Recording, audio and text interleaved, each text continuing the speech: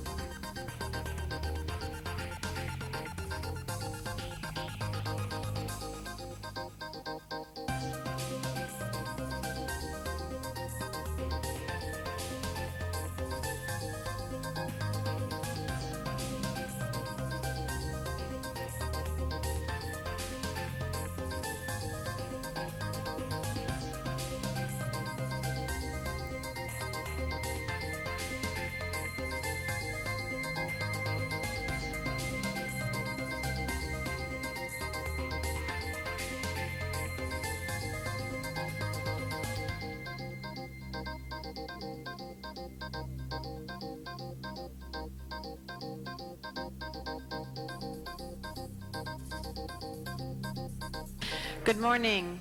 Madam Clerk, please call the roll. Alarcon, Cardenas, Gruel, Han, Weezer, Labange, Parks, Perry, Reyes, Rosendahl, Smith, Weiss, West, and Sine Garcetti. 10 members present and a quorum, Madam President. Thank you. First order of business. Approval of the minutes. Mr. Rosendahl moves, Mr. Smith seconds. Mandatory resolutions for approval. Those have been approved.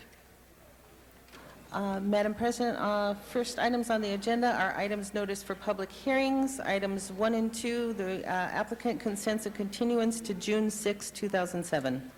Great. Item 22 will be continued to June 22nd, excuse me, you said? No, I'm sorry, that's items 1 and 2, and it's to June 6. June 6th, thank you. Also, if we could hold on the desk item number 11, we have a motion that we will be circulating. Colleagues, you want to? Okay. Madam Clerk. Next item, Madam President, is item number 3, and that's a public hearing item. It's finding a public convenience or necessity in Council District 9, and I believe there is a card on that item. There is. That item will be called special. Next items are items 4 through 11, and there's a request to continue item number 10 to May 16th. That will be continued. And on item number 9, the report has been submitted and distributed to the council members, and I believe on item number 11, there's a substitute or an amending motion. That is correct. I don't know if it's been distributed yet. It is not. We'll hold that on the desk. And then that would leave before council items 4 through 9. Okay. Thank you. And I'm being reminded this is our first Tuesday, although we did do it last Tuesday, didn't we? Wednesday. Because Mr. Smith is reminding me we need to do the flag salute. So you get to do the flag salute today. If I could ask everyone to please rise. Because we weren't here yesterday. Because we weren't here yesterday, we missed the flag salute. So if you would please repeat with me, I pledge allegiance to the flag of the United States of America and to the republic for which it stands, one nation, under God, indivisible, with liberty and justice for all. Thank you, Mr. Smith, for making sure we didn't forget. Madam Clerk. And Madam Clerk, that is 4 through 9 is before council. Colleagues, are there any specials on 4 through 9? Any specials? If not, Madam Clerk, open the roll, close the roll, tabulate the votes. 12 ayes. Thank you. Next, yes, Mr. Weiss. 5 to be sent forthwith. Thank you. Next. Next items are items for which public hearings have not been held. Items 12 through 28. 10 votes are required for consideration. Item number 12 are commissioners. Do you wish to hold that on the desk? And I believe that would be along with 48 and 65, which is in the special meeting, which council hasn't gotten to yet. Yes, we will hold those on the desk. And then that would leave before council items 13 through 28. 13 through 28. Any special, Mr. Alarcon? Actually, I'd like to continue item 27 until Friday. 27 until Friday. Okay. Any other specials? And there is a card, I believe, on item number 26. There is a card on item number 26, so that will be called special as well. No other specials. Madam Clerk, open the roll on those items. Close the roll. Tabulate the votes. 12 ayes.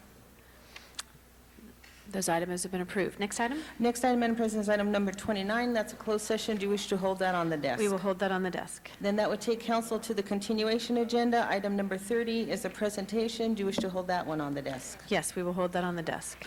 Next items are items noticed for public hearings, items 31, and there's a request to continue item 32 to June 27th.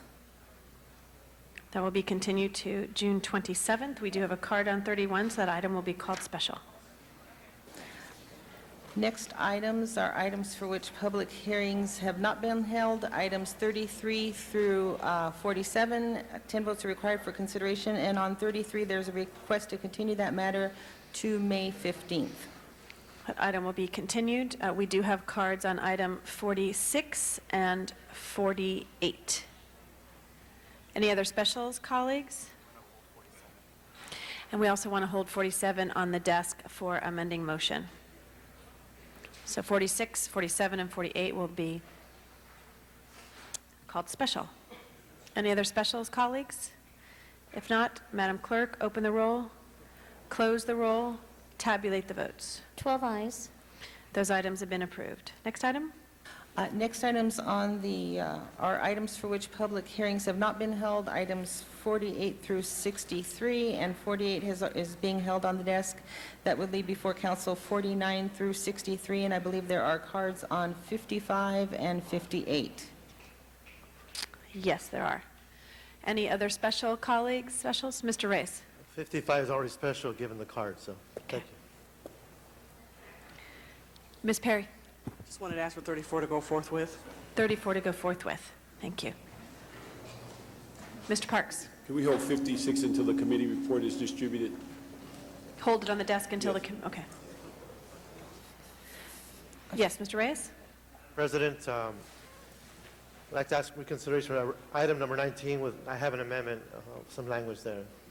Okay, when we finish these items, we will go back to IT and ask it to be reconsidered and called special. And I'm sorry, for clarification, Mr. Parks was asking for 56 to be held. To be held, yes. I believe the committee's waived that.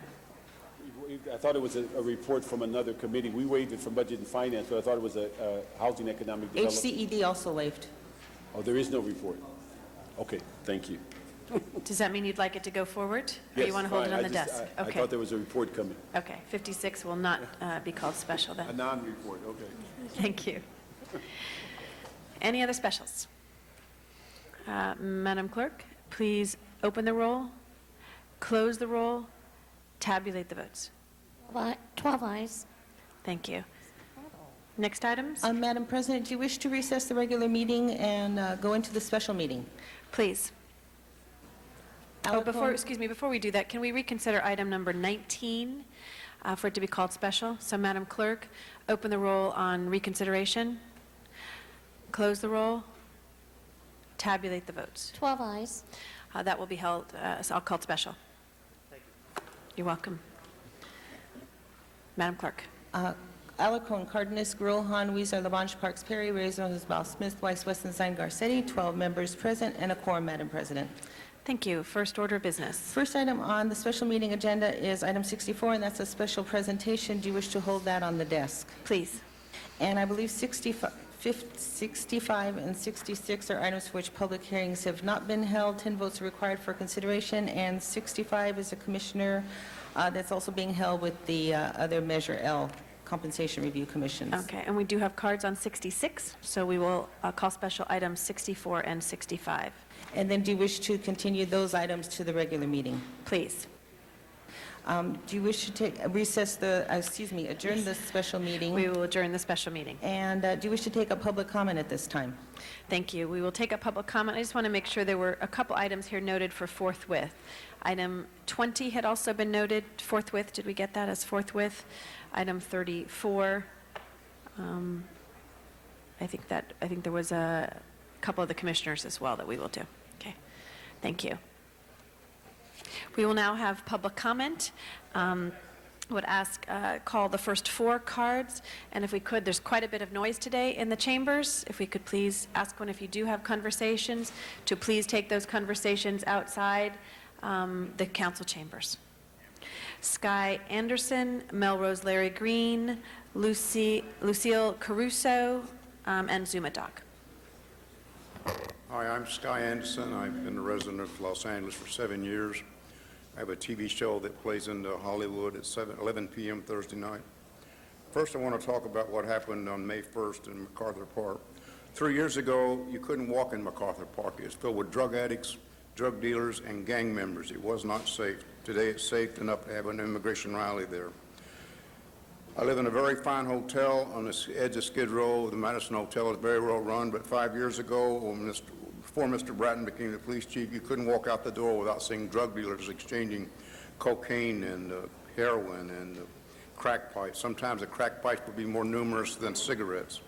Today, I can walk out my hotel and none of that is there. San Julian Street used to be filled with people partying all day long on drugs. Today, it's safe to walk down San Julian Street to get into Volunteers of America. The other thing I want to talk about is Abraham Lincoln wanted to have a prayer day. He would get down on his knees when he felt that everything else had failed. He had no place to go, and all of his wisdom and all of the experience had failed him, and he'd get down on his knees and cry out to God for help. But as far as Mr. Bratton is concerned, he has one fatal defect. He does not have a good system for disciplining his officers.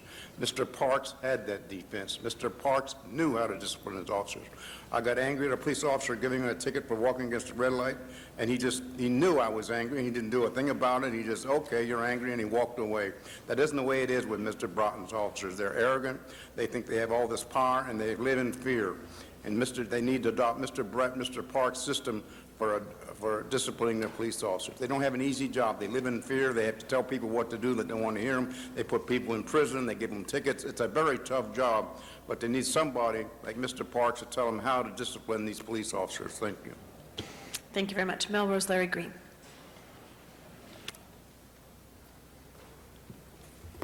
Good morning, folks. It was a very tumultuous time now in the city of L.A. It's no time for levity or jocularity. It's a very serious time, and I live in the 4th District, and I'm so proud of my councilman, Tom LaBonge, for the tremendous leadership he's been showing in the fires in Griffith Park. It's right here's the picture in this morning's Daily News, Griffith Park in flames, and I think at this time we must all realize that as bad as this terrible fire is, the LA Fire Department saved countless number of lives, including my life, and millions of dollars worth of homes in the area. And I know all of you in the City Council, once the fire is out, will take steps to make the parks even safer than they are now. But I just want to offer all of my personal thanks to the firefighters and the police, and of course our mayor and Councilman LaBonge. I'm sure they didn't sleep much last night, and Tom's probably out there right now with his yellow coat on, and I don't want to even talk about the other events. I just want to say very, very briefly, you're innocent until proven guilty. Everybody has their right at due process, and I hope that everybody on City Council, from Parks to Perry to Weiss to Wesson to Gruhl to Garcetti, and all of you, takes two to tango. My old man used to tell me that. He passed away many years ago. It takes two to tango, and I think Ken Hahn and Tom Bradley and all the other great people that have preceded all of you in the reins of governing this city. And let's make no mistake about it, no offense to Mayor Villaraigosa, but this horseshoe runs the city. And I come to you as a very humble, bipartisan Melrose Larry Green. Let's all keep a level head until May 30th. Thank you. Thank you, Larry. I know that both Tom and Eric are up there now. I heard Tom bright and early this morning on the radio. I think he was probably there all night, and our thoughts and prayers are there for the firefighters as well as the residents who have been evacuated in that community. You know, can I have a... Yes. I too wanted to respond briefly and just thank Melrose Larry Green for mentioning Tom LaBonge. You know, he was not just, you know, out there at the press conferences. Tom was literally directing where resources should go for that fire. Tom knows Griffith Park like the back of his hand. He's grown up there since he was 7. It was heartbreaking to watch him, knowing how much he really loves every inch of that park.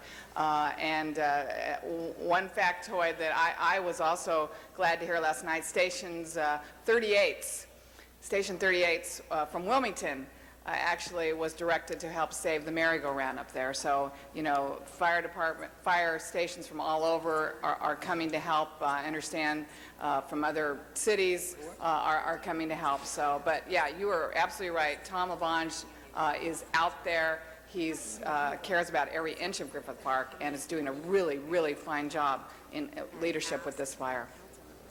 He did. Mr. Just a quick second, in agreement with Ms. Hahn on that. I just left Tom a message a couple of minutes ago telling him we love him and we miss him here, but we know that he has walked and hiked that area more than any of us in the city. And when I heard the Dante spot was gone, I know that was one of his favorite spots. So that we can rest assured that whatever can be done Tommy's providing leadership with the mayor for all of us, and we love you, Tommy, and we're with you. Thank you, Mr. Rosendahl. Mr. Parks, did you mean to push your button? No? Okay, all right. Thank you. And we hope and anticipate he'll be able to come back this morning and let us know how things are going there in the park, but he has been there, I think, all night. Our next speaker, Lucille Caruso, followed by Zumadog.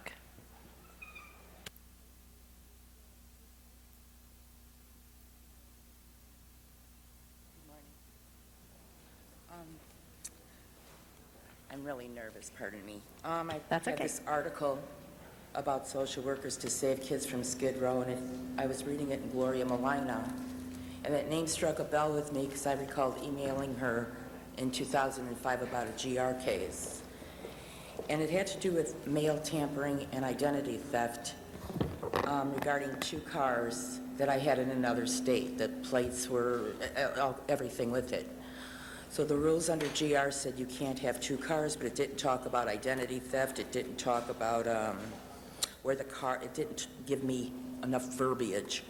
So I challenged a decision because the denial from 6th Street Special was going on denials with this mail tampering. So I emailed the government, and they said the GR program is one of the few public assistance programs in this state for which we have no authority because it is strictly county operated, and that your remedy may not be available. And then I never received notice of action letters. And I want to make it short because I only have 2 minutes. The bottom line is they wrote to this Bryce Yokomizo about rehearing to listen to what I was saying. Then it says that they didn't act upon it 15 days after receiving a request, and so the denial went in operation of law.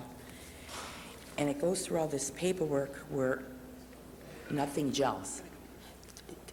And so what it does is I'm one of, I don't know how many homeless people, but it stops not only my money flow, but it stops the economic money flow for the states. I have to buy things, and everybody makes money from what I'm spending. And I don't know how to rectify it. And I said, why is this all goofy with all these addresses? And then I found... Sorry, we do have a 2-minute limit. That's okay. I said what I needed to say. Okay, thank you very your much time. for being here today. Thank you. Zumadog.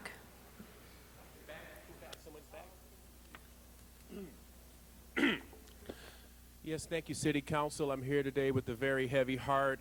First of all, because of the Griffith Park Observatory, my condolences to Tom LaBonge. I feel like condolences are in order. I'm not being disrespectful. I feel terrible about the situation. However, yes, there's things going on in this horseshoe that are causing a lot of people across this country to take note. I know that somebody sent me a document about fraudulent permits that were issued at Burnell Hill over a 6-house project being built, and there's a complaint with the Building and Safety Department over that. There's a lot of shadiness. I'll go as far for the first time to say I am seeing signs of corruption in this city. Planning department, I think they're on the radar. I think there's very powerful people from not even in the city or state that are looking into things. Boy, these nonprofits like Prop K, oh my goodness, there are so many loopholes in that thing. The stuff with the nonprofits, I wonder how many board members, people sitting on these nonprofits are getting paid $60,000 a year salaries. I wonder how many names I would recognize from these organizations. And man, I really do think people, this is Zumadog. I'm a public advocate. I've been taking information from people all over the city. I blog on Mayor Sam, and you can go look for more on that. People are sending me way too much information. I'm spending time at the Federal Building running case summaries into the computer. People send me more information. I'm just saying, I think I'm going to come down to City Hall very soon, and there's going to be a padlock on the door, and they're going to say closed till further notice. This is scary. It's scary for me to come here and say this information. People are sending me way too much information. I'm here to say, I'm hearing words that there's multiple investigations into the things going on at City Hall, and it's citywide. Planning departments. nonprofits, Mount Washington, Burnell. There's so much more to come. Zuma Dog. Thank you. We go out to the Valley. Miriam Fogler. Ms. Fogler. Yeah, Zuma, you shouldn't cut back because you need to be spoken here, and we cannot just continue to go on just having hearings and, you know, the items that you say that are not to be no public open here in council. It should be all of them, even if they're heard in committee public hearing, because a lot of people can't make it to the meetings, such as me. I'm disabled, and it's very hard for me to get around. And secondly, that I came down here because this is important to let you know that you need to have open access to people to speak and have freedom of speech. You can't limit it to even non-agenda items, because this is a free country. We're supposed to have a right to speak what we want. Of course, I understand that everybody has a chance to speak. I understand the time limit. Okay, and I know you guys are working very hard to make sure that everything is being done, but I know that Zuma Dog is saying something very well here, because there's a lot of development going downtown, and I don't like it, because I know there's some people telling me they want to see some greenery downtown instead of just seeing all concrete. And it's all because it's the big almighty dollar. And I don't like that. I'm having the echo going on here. I can't see what you people are for listening to me, because it's very important that you people understand, because I know some of you are very, you know, could be nice people. Some of you are very friendly. And I know Eric Garcetti. You know, I just want to let you know that, you know, you guys are out there helping about Griffith Park, and I want to see the Los Angeles Police Department, the Fire Department getting the pay raises, and the city workers, the 501, the 771 getting fared what they should be getting, the cost of living COLA, and also the medical benefits should be increased. So thank you very much. Thank you, Ms. Fogler. Now we have Arnold Sachs, Nathan Birnbaum, Yvonne Michelle Autry, and Oscar Johnson. Mr. Sachs.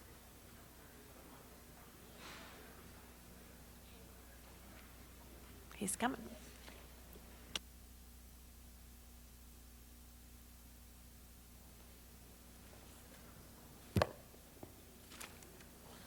Good morning, council members. I'd just like to speak about three things. Unfortunately, you don't have a chance to rebut some of the things that go on in council chambers. But I'd like to speak about an item that was on April 10th's agenda regarding the Transportation Committee relative safe routes to schools with a federal program. And later on, there was a charter, some information regarding charter schools. And I was wondering, since the Transportation Committee mentioned something about having to put new signage up for schools, would they also be responsible for putting up signage for charter schools? Is that under their domain? And who funds that? Also, I'd like to talk about something that occurred last week regarding a commission's report to haul, to create a route to haul some fill from the Hollywood Hills, and how that if it wasn't okayed, the city would be taking people's property. Just the same day in Rancho Palos Verde, there was a ruling by that a court upheld the city council's ruling to deny permits to build on an earthquake fault zone because it was unsafe. So there is no, what needs to be answered here is the fact that safety versus property rights should be a major concern, and not the fact that the people have some money to spend. I appreciate your time. Thank you very much. Thank you, Mr. Sachs. Oh, I have 20 more seconds. Now that the, I guess I don't have. Sorry. They had you cut off there. Nathan Birnbaum. Good morning, council members, Madam Chair. If I may distract you for a moment with some information on an important arts and culture event going on in Los Angeles. I'd like to invite you all this Saturday to a fabulous arts event on the waterfront in San Pedro. It's sponsored by the Port of Los Angeles and produced by Angels Gate Cultural Center. Excuse me. I'm Nathan Birnbaum, Executive Director of Angels Gate Cultural Center. Much of the event is a family festival with live music and food, kids' arts activities, and skateboarding events and skateboarder art exhibition.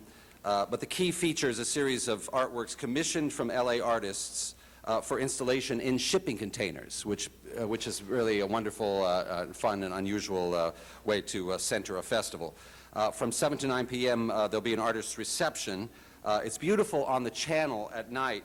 You've got to come down and see what a fabulous resource our port waterfront really is. The commissioned artwork, by the way, is funded by the Port of Los Angeles very generously and the Department of Cultural Affairs. The festival is also supported. We got terrific help from Council District 15. Councilwoman Hahn and her staff have been fabulous. The Department of Recreation and Parks is playing a big role, too. And local businesses have also invested in this festival. So I invite you all to come down on Saturday, either during the day or for the evening event between 7 and 9 p.m. Thank you very much. Thank you very much. Yes, Ms. Hahn. I just want to say thank you for coming down here. And again, this is art on the waterfront.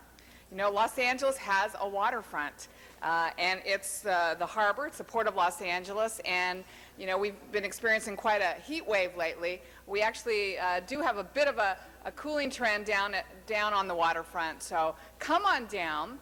Art on the waterfront, it's a great idea. Last year there were thousands of people who attended. It's a great opportunity to do something with your family. It's unique, it's creative, and besides enjoying the wonderful creative art, you will experience what goes on in the main channel of Los Angeles, which is cruise ships, container vessels. We have the largest fireboat in the world. We have tugboats. It's instant entertainment. So come on down, enjoy art on the waterfront. Thank you, Nathan, for coming down and inviting everybody. Thank you, Ms. Hahn. Yvonne Autry.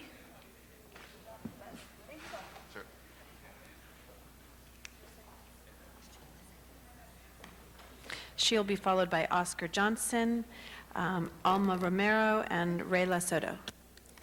Thank you for an opportunity to address the Los Angeles City Council. I was supposed to be in attendance yesterday with Los Angeles Community Action Network. However, I was unable to attend. Hopefully they were able to address you regarding the continued battle to maintain affordable housing here downtown. I was born here 40 years ago.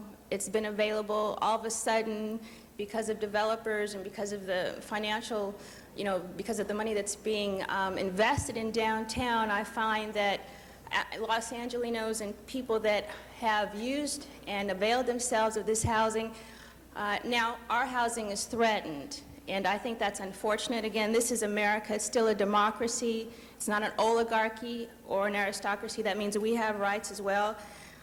First and foremost, we will not be displaced. We will not be homeless. And I'd like your attention, please. I know you have other things to do. It's very rude when you disregard our comments or speakers that are addressing you.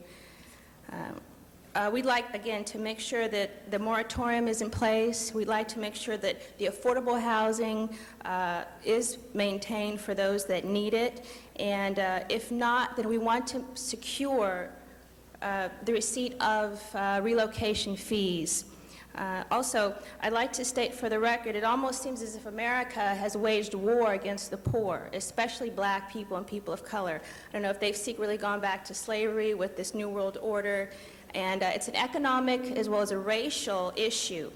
And I just want that on the record, because if it wasn't for God and people that helped me because of covert police activity or other cabals or organizations that are, I believe, financed by the federal government, I would be homeless. So people that are labeled undesirable, or we all have a right to affordable housing, and we'd like to make sure that our rights are protected.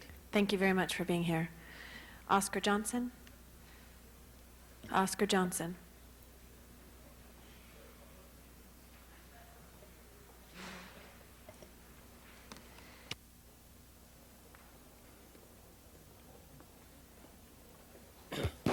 Good morning. My name is Oscar Johnson. I'm an activist for the homeless in Los Angeles. and I see how the city of Los Angeles is exploiting the African-American homeless people with cleaning up their city with Chrysler. That Chrysler unit on 5th should be ashamed of themselves to hire homeless people to do their work, to clean up Los Angeles. I think that should be stopped. And we are in a very bad case in this country with race and law. Something should be done about us to be represented more better through the law and that governs us as citizens in this country. Seem as though we're written off. And our business down on Crenshaw and 43rd, we're getting too many barbershops down there. It begin to be a haven for a hangout. And that McDonald's on 43rd and Crenshaw should be closed up. And it's just a haven for people that should come in there and I guess do the wild thing all day long with nothing to do. And Clifton Cafeteria have been a very bad haven and a race profile against African-American people to be in there. And seem as though economic race has been a big issue in the last 20 years with us in America and trying to make a change. And I think our troops should get out of Afghanistan, Iraq, and bring the troops home and impeach President Bush. Thanks.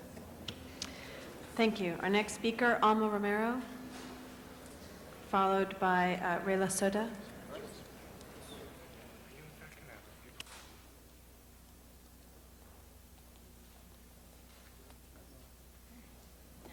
Buenos días, mi nombre es Alma Romero. Good morning, my name is Alma Romero.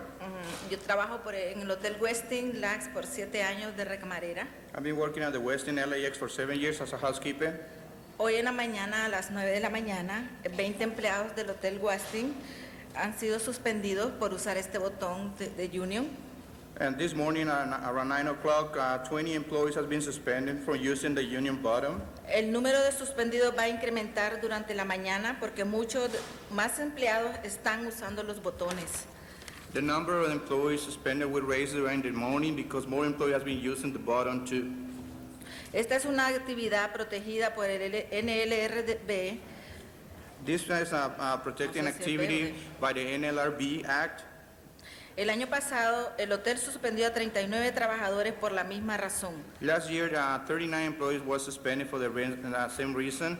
Queremos que el dueño del hotel pare de intimidar a los trabajadores que pelearon fuerte por el salario digno. We want the owner of the hotel to stop intimidating employees who fought very hard for the living wage. Nosotros los trabajadores les pedimos que hablen con el dueño del hotel, el señor Chris Naceta. We ask you to call the owner of the hotel, Chris Naceta. Al 240, es el área, ¿verdad? Sí, 744-1000. And number 240-744-1000. Nosotros queremos, por favor, que nos ayuden. Sabemos que con ayuda de ustedes vamos a lograr una vida digna, una vida con respeto. Y nuestros hijos también en un futuro vamos a tener grandes hijos para este país. Gracias. We're asking for your support so we can win and we can get a better work opportunity and our kids will have a better future. Buenos días, mi nombre es Regla Soto. Good morning, my name is Regla Soto. Trabajo para el mismo hotel hace 20 años. I've been working for the same hotel for 20 years. Y lo único que le pido es que necesitamos la ayuda de todos ustedes. What I am asking you is your support. Porque yo sé que lo vamos a lograr. Because I know that we're going to win. Porque ustedes están ahí para apoyarnos, porque la lucha es dura, pero lo vamos a lograr y sí se puede. I'm asking you for your support, and if you help us, we will win. And yes, we can do. Thank you. Thank you very much. Mr. Wisar? Just want to tell the speakers, les quiero decir rápidamente que yo les voy a llamar y yo sé que otros concejales les van a llamar. Esto no es justo. Tienen que estar ustedes protegidos por algo tan simple, poner algo que apoya a su sindicato. Muchísimas gracias. I told the workers that I will call the hotel owner, as will Janice Hahn and Bill Rosenthal, because it's just not just that wearing a union pin would have them fired. There are federal laws against that. There are constitutional protections, and we just want to let them know, to assure them to keep going on the struggle, because it's not just what happened to them. Thank you. Wisar. Thank you. Thank you very much. Thank you. Madam Clerk. Next items, Madam President, are confirmations to the Measure L Compensation Review Committee, and that would be items on the agenda 12, 48, and 65. They have not had public hearings, and I believe there are cards on 48. There are. If we could ask those individuals to please come to the center desk. And it's Mr. Okafor, Mr. DeWitt, Mr. Buelna, Mr. Freeman, Ms. Silbar, Mr. Naro, and Ms. Clary.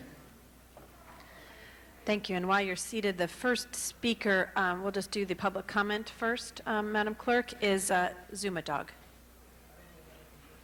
Zumadog? Mr. Zumadog, going once, twice? Okay. We've closed public comment. Thank you. Mr. Weisar? Did you want to have your button pushed? Did you wish to speak? Thank you very much, Madam. We have several items. This is 12, 48, and 65, Madam President? Correct. Okay. Well, I want to welcome all of you and thank you for your willingness to serve. For the public's benefit, what we're doing today is confirming members who will sit on an Citizens Committee to review and set compensation for school board members at LAUSD. What we're doing here today is quite historical because the city charter allows the city to have some oversight over the school board, but has done very little to do that. In fact, it pretty much allows them to, it only has a couple of sentences in a city charter currently. As many of you know, Measure L was passed this past March that established a school board campaign contribution limits and would give the LA City Ethics Commission oversight and enforcement authority. It also established school board member term limits of 3 4-year terms. And what this committee will do will evaluate the responsibilities, the duties of school board members, and establish a salary for them. When we wrote Measure L, we actually discussed what would be an appropriate letter of amount of compensation, but we thought we'd leave it up to a committee to review and think about more and look at more intently the responsibilities and make recommendations, well, actually establish them. This was modeled after what the current, what we do for state legislators and make discussions with Councilmember Herb Wesson. We thought this would be an appropriate way to go about this. And this actually came about through a year-long study from the President's Joint Commission on School Governance, which looked at a number of things, and this was one of the recommendations, to review and reestablish the salaries for our school board members. So I want to thank the three of you for your willingness to serve, and if you could please introduce I'm not sure if some other committee member, okay. If you could please introduce yourselves, tell us a little bit about yourselves, and what you hope to accomplish to the serving on this committee. Hi, I'm Patricia Clary. I'm Chief Operating Officer of HealthNet California. Wait, pull the microphone just a little bit closer. Thank you. I'm Patricia Clary, Chief Operating Officer of HealthNet of California, and I'm honored to have been appointed to this commission. I have a tremendous amount of experience in managing both public and private sector employees, and I will be open, fair, and I will participate in the process. Thank you. Dr. Gabriel Buelna, I'm a faculty member at Cal State Northridge. I'm Executive Director of Plaza Community Center in East Los Angeles. I also have, I'm also a parent. I have 3 daughters in LA Unified, 2 at Mount Washington Elementary School, 1 at Glass Hill Park Elementary School. One of the biggest roles I see being on this commission is to assure that every parent has access to their representative and that LA Unified improve. And if the actions of this commission can help that move forward, then I'd be proud, and I am proud, to have made that difference. Hello, I'm Deborah Solbar. I live in Topanga Canyon, California, the unincorporated area. I have 2 sons, Cameron and Benjamin, who go to Topanga Elementary School. And I also am looking forward to and being actively involved in this process. I have sat for 4 years on the fundraising PTA, 2 years as president, and very active on an everyday basis with the school there. My husband and I are also owners of a restaurant, Abuelita's Mexican restaurant in Topanga Canyon, where we're always dealing with issues of employment. And prior to that, to my family years, I spent 12 years as vice president, creative director of an advertising agency, and was very active in employing people in a small business situation. I'm looking forward to this and very excited about the opportunity. Thank you very much. And finally, colleagues, what we attempted to do as well in forming this committee was to have appointments made by different organizations, because as you know, the school district is not only made up of the city of Los Angeles, but touches at least another 20 cities. So the cities in South Bay made an appointment, the cities of Southeast Los Angeles County made an appointment, the county supervisor made an appointment, our council president had a couple of appointments, and as did our mayor. And I want to thank all the appointing authorities for the wonderful selection. I think we have a very impressive group. So thank you for your willingness to serve, and thank you, Council President Eric Garcetti, for selecting what I see some outstanding individuals. Most of these members also were asked to be part of a certain sector. For example, there's labor, there's someone with corporate experience, a parent, and different types of backgrounds, so we could get a collective group to look at the appropriate level of compensation for our school board members, which, in my view, hasn't been looked at in decades and needs to be updated. Thank you very much. Thank you, Mr. Garcetti, followed by Mr. Wesson. Thank you very much, Madam President, and thank you, Mr. Huizar, not only for your leadership in bringing Proposition L before the city, which I think was very important for us and for the school district, but also for your recommendation with Mr. Buelna, and it was my pleasure to be able to have that appointment, and the two other appointments are wonderful ones as well. And I think really cut to the heart of most of what I was thinking as well, which is that it's critical for us to make sure that we value public service, and that's what this is about. It's making sure that we understand that we don't do this on the side, that it isn't something that's done as an afterthought, but that our children, our teachers, our school district deserves to have people who are 100% devoted and 100% focused on what their job is. And in order to do that, we need to compensate them at a level that is fair. It's going to be a very political undertaking because people, the easiest thing to do is say, pay the politicians nothing. You know, don't ever give them a quality of life. They have such a great life by being, you know, board members. But I think, as Mr. Huizar knows, it doesn't serve any of us to have board members who have to work 2 or 3 jobs in order to focus on their job as school board members. And the stakes are way too high. The budget, which is larger than ours, is too big for us to falter on this. So we really appreciate you stepping up and being willing to serve, and think creatively as you think through compensation. It's not just about what salary level we peg, but also how we look at the compensation that we do, what sort of incentives, what sort of thinking outside the box for compensation that will help us look at performance-based possibilities for good management and good results for our school district, because we know that we have a long way to go still to reform things. Thank you. Thank you. Thank you, Mr. Garcetti. Mr. Wesson, followed by Mr. Rosendahl. Thank you, Madam President and members. I first want to salute my dear friend and colleague, Mr. Huizar. I do remember we had a brief discussion where related to maybe the best approach would be to set up a compensation committee, and he just ran with that idea with the help of his staff, and I think that this is a very thorough approach that you've taken, and I applaud you for that. I also want to say that I can't think of a more difficult job than being a member of the LAUSD. And to receive $24,000 for a full-time job where you're working 7 days a week just does not make sense to me. So I'm very optimistic that this commission, this board, will properly vet this and come up with something that all of us can live with. The last thing that I want to say is that this was a pleasant surprise for me to see a young lady that I thought was very, very humble when she identified herself and her background.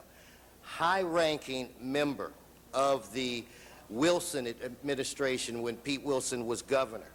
Chief of staff, the first chief of staff to Governor Arnold Schwarzenegger. And as an aside, the first, oh no, she's good people. He's a good man, and I'm going to tell you a story, let you know he's a good man. The first big thing that the governor was able to do, I happened to be the Speaker of the House at that time. And see, had I been Speaker longer, I don't think the governor would have had many problems. But we worked out an arrangement, and Pat remembers the late nights in the governor's office, as we tried to come up with a way to put a measure on the ballot that would pay bills that we had, and also come up with a rainy day reserve where we could save money for the state. And Pat was critical in that endeavor. It was a pleasure for me to work with her. So I don't know the other two, but you look great. And so I am urging that we do a unanimous vote. And Pat, it's good to see you. And when you get voted, when you get the yes vote, I'm going to come over there and steal a hug. Thank you, Mr. Weston. Mr. Rosendahl. Thank you, Madam President. Yeah, Arnold is a constituent of mine, and I love my constituents, and we're looking forward to actually a Muscle Beach thing that he and I are going to do. Here's my big story, folks. I did a lot of television shows on politics and the political process. I was always appalled to see that the school board member made 24 grand and had no staff, no real staff that could be a staff like we have here to look at what comes forward from the bureaucracy, what comes forward on financing and issues. They have an $11 billion budget, if I'm not mistaken, at least $11 billion. And we need to look at two things. One, their compensation. This is a significant job. 24 grand's a joke, unless you're rich. If you're rich people, we will put all the rich on the boards and everything else. But if you're a person with a family, you should make a decent enough salary that the responsibility of dealing with the school system is considered by you serious and a meal ticket for your life. 24 grand is a joke. Secondly, you must be able to look at the bigger aspect of that school board member in terms of staff. The school board member needs staff to evaluate the 10,000 feet of paper that's thrown in front of them by the bureaucracy, and they have to figure out what it's all about. You can't do it. You need your own support staff to help you analyze it, because you represent the people. And when you represent the people, you have to know all aspects of a decision-making process. So my hope is, as you do your due diligence on this, that we look not only at their compensation, but look at what resources do they have that they directly control that helps them evaluate the budgets, help them evaluate the programs, that help them understand the issues. Because I can tell you in the 11th District, my people want to take over the local schools and make them more effective. They don't like the dropout rate. They don't know the way the situation goes. And we need that leadership coming from the board with support staff that allow them to function. Anybody have any attitudes about the overall responsibilities that we've asked you to take? They're fair. In terms of, I think everything that you just said is, having 3 daughters, Mount Washington Elementary, let me give you an example, is a very good elementary school, probably one of the best in LA Unified. Question I'm going to have is where are they going to go to middle school, and where are they going to go to high school? Right. In order for them to get to the best universities that they'll get to. Right. And the infrastructure that you just said is important for that to happen. Mm-hmm. Anything that is $11 billion requires oversight, and that's our responsibility and our way of making a difference. Mm-hmm. Well, thank you all very much. Did you want to comment? No, I'm just looking forward to reviewing the entire process and looking at everything that goes into their job and the types of things that are available. I was shocked, actually, to hear that they only made $24,000 a year. But it's not just their salary. That is one aspect of it, and the other is giving them the resources to effectively be the accountable agent to the people on all of the issues that the school board deals with. Great. Thank you. And applaud you, Mr. Huizar, for what you did. Thank you. Yes, thank you very much, Mr. Huizar. And just to add my comments before Mr. Huizar closes, as a parent of a 3.5-year-old who's going to be starting elementary school in a year, it's near and dear to my heart. And I think that I was actually served on this school board when I was a high school student, and have seen it through the years, and the importance of looking at this and really having a commission, which was why Mr. Huizar's leadership, putting it on the ballot was so important to review, because there's nothing more important than our children, and to be able to have people who can afford to serve in that role. It's quite a commitment to serve as a school board member, and it's one of those jobs that no good deed goes unpunished, I think, some days. And I'm sure you can all relate to that, particularly you, Pat, in your role previously. So I think to close, Mr. Huizar.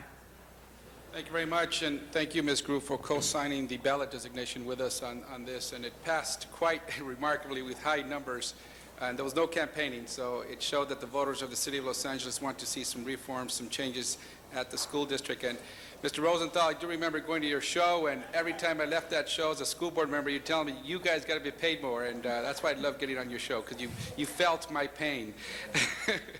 But thank you so much again for your willingness to serve. You know, council president at the time, Alex Padilla, and myself, I was the president of the school board.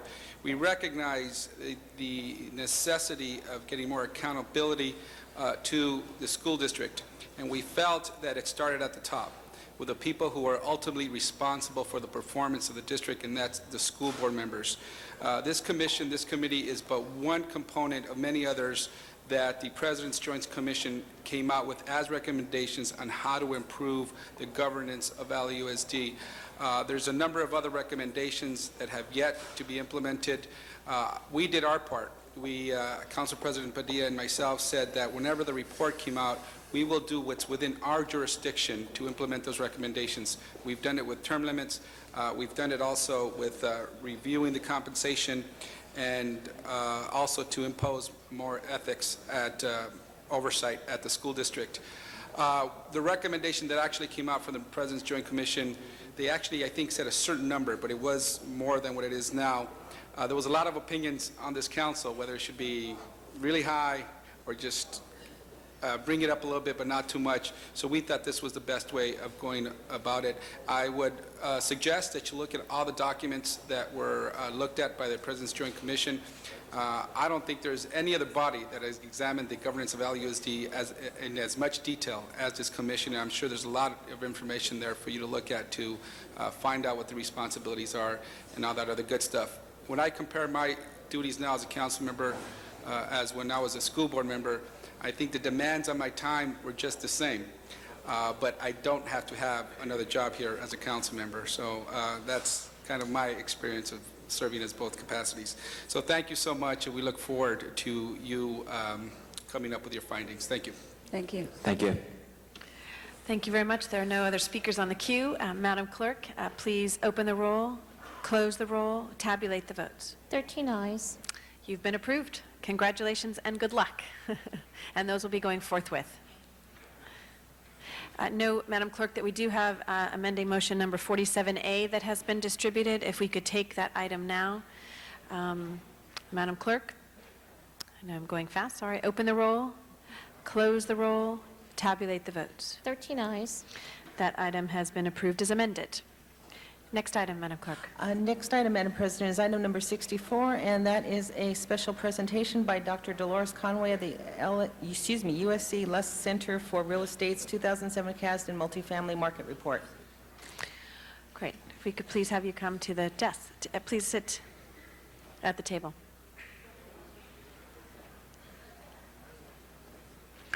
And if you could just identify yourself. And again, if I could ask everyone in the council chambers to please keep their discussions down to a minimum, and to, if you need to leave the room so we can hear our speaker this morning. Thank you. Good morning. I'm Dr. Dolores Conway. I'm on the faculty of the Marshall School at the University of Southern California. And also I'm the director of the Kasdan Real Estate Economics Forecast at the USC Lusk Center for Real Estate. I would first like to thank you for inviting us to give this presentation today. I'd like to thank Mr. Wesson especially and Mr. Garcetti for extending the invitation. At the Lusk Center, what we try to do is to provide objective information about what's going on with the real estate markets in Southern California. And the Kasdan forecast in particular does a forecast each year in the spring about what's happening with the apartment markets. And we just held that conference on April 4th. And then we were invited to come down and to tell you about it as well. So it's such a pleasure to be here. It's my first trip to the City Council, and it's great to see so many distinguished council members that I've read about and seen on television and heard about, and here it is, live. It's wonderful. So thanks for inviting me. Okay, I brought along a handout, and we're just going to go through a few slides kind of quickly. I'll give you sort of an overview of what's been happening with the apartment markets. We hear a lot about what's been happening with the housing market, and the price of homes has nearly doubled in the last 4 years. But there's a flip side of this that's very important to us in LA County, and that is the apartment market. Almost half of the households in LA County, about 50%, are actually renters. They don't own their own homes. And so the first slide just sort of gives us a profile, and it's the graph in the upper right-hand corner that's kind of critical.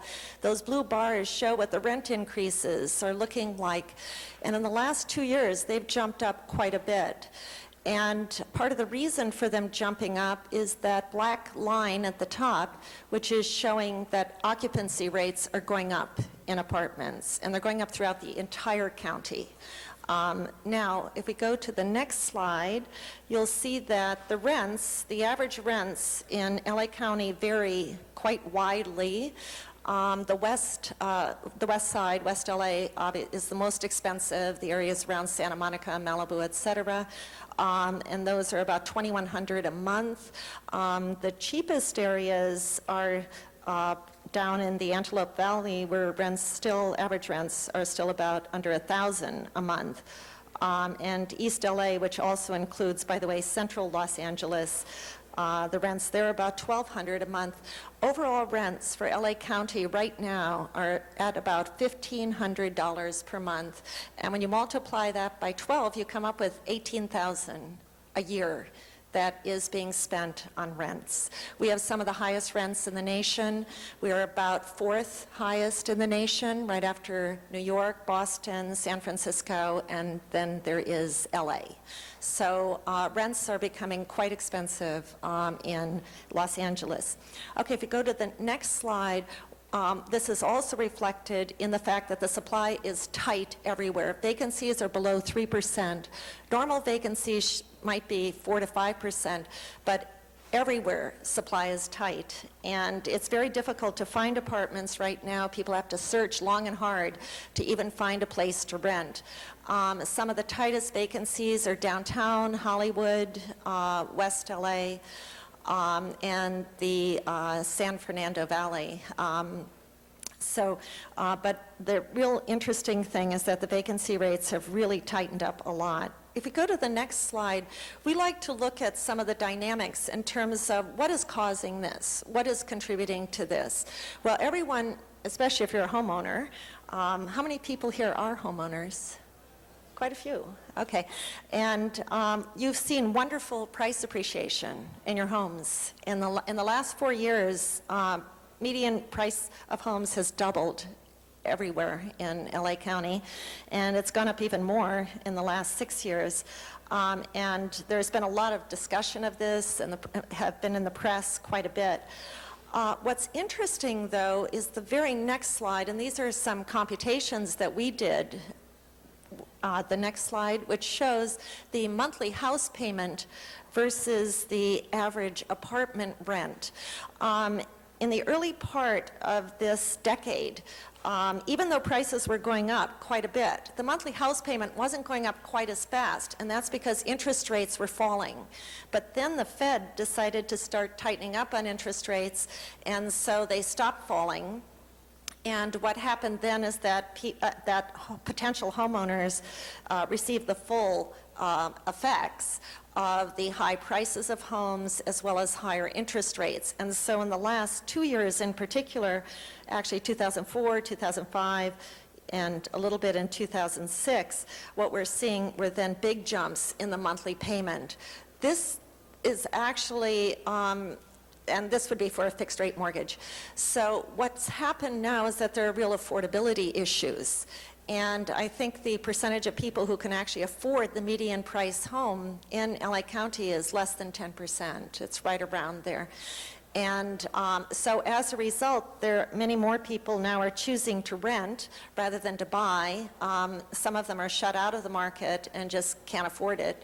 And so this has caused a lot more pressure, sort of upward pressure than on the rents, and it has also tightened up the vacancies tremendously because there now is a huge demand to rent. By the way, LA's economy is just humming right along. We're doing great so far, and that there are 50,000 new jobs created last year, and people have to live someplace. So they're going to choose either to own or to buy, but with some of the tighter lending standards due to the subprime loan crisis recently, now there really is a big push and demand for renting. And, okay, so now if we go to the laws of supply and demand, on the next slide, you will see that new apartment supply has not really kept up with demand, in that the supply is sort of the dark blue and the demand is kind of the green. And this is over the last 5 years. You can see that the demand has actually sort of dwarfed the supply. There hasn't been a lot of supply of new apartments. At the end, though, there's some hope here, though, because now builders are starting to respond to the fact that there are higher rents, that there's strong demand for renting, and they're starting to build new apartments. And at the end of 2006, there were approximately 10,000 apartments under construction. We expect about 5,000 to be delivered this year. And you may think, well, that's a lot, but in the heyday, the late 80s, there were 25,000 new apartments that were completed every year in LA County. So we are just really way below where we used to be, and way below where the demand is.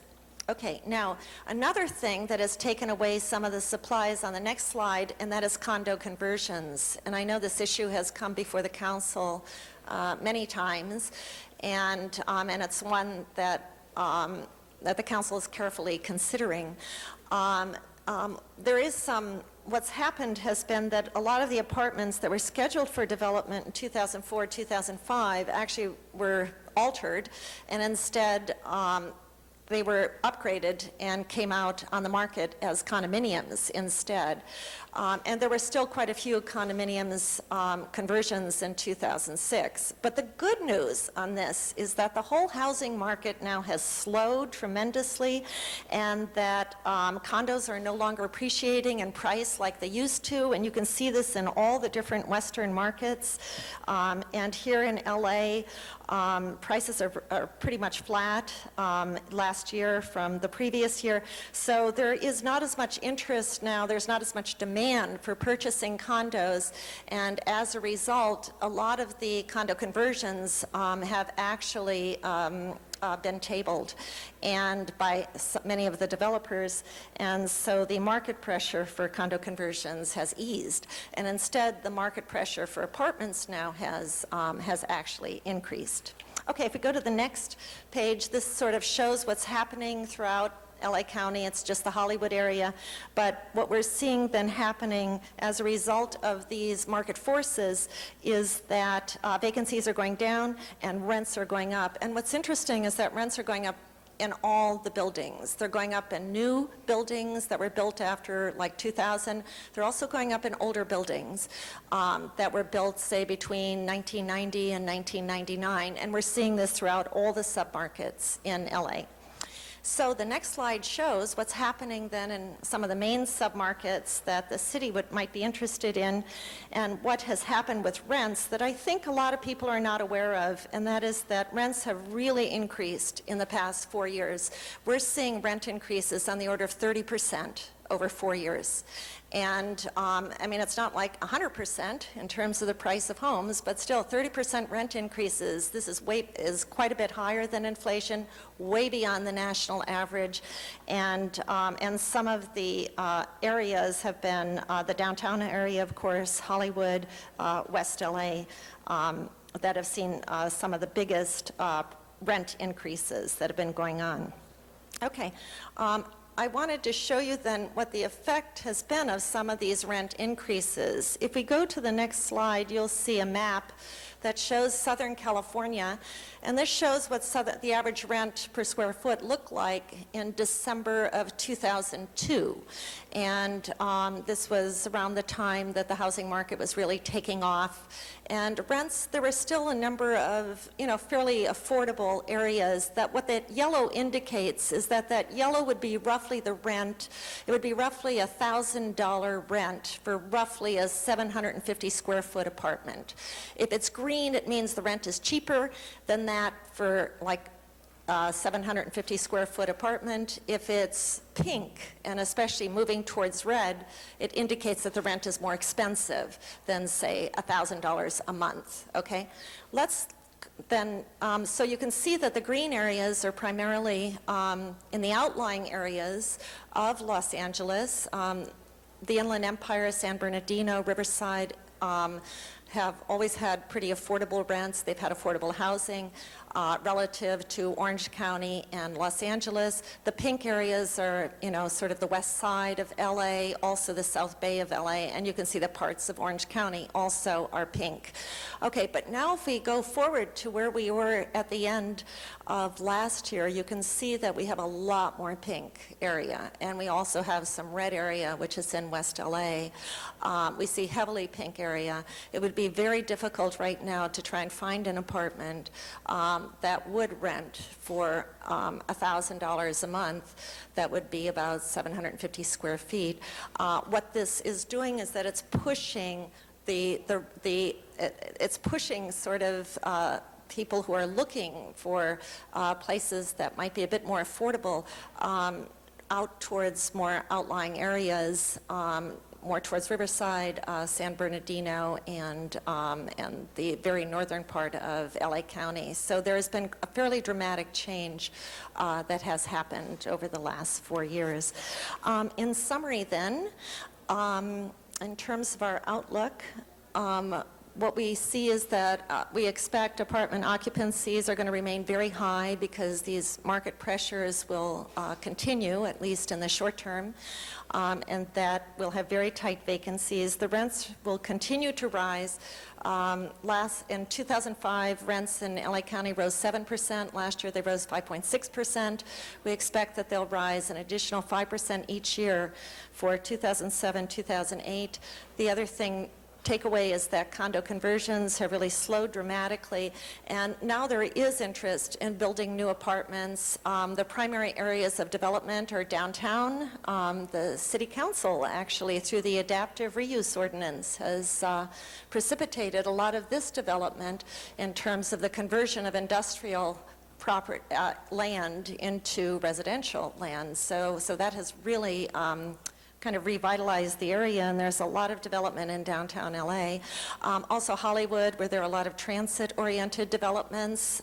People want to take the Red Line, the mass transit area there, and then the San Fernando Valley, which has always remained popular with people, and somewhat rents that are closer to the average.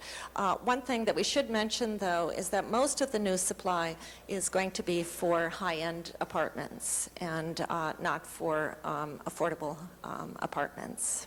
So I'd like to stop here, and if there are any questions, I'm really happy to answer them. Thank you. I'd like to, Mr. Garcetti, followed by Mr. Smith. Thank you very much, Madam President. Thank you, Dr. Conway. We really appreciate the presentation, and I'm sure for our viewers as well. It highlights a lot of what people feel, but in a much more methodical way and in a much more quantitative way.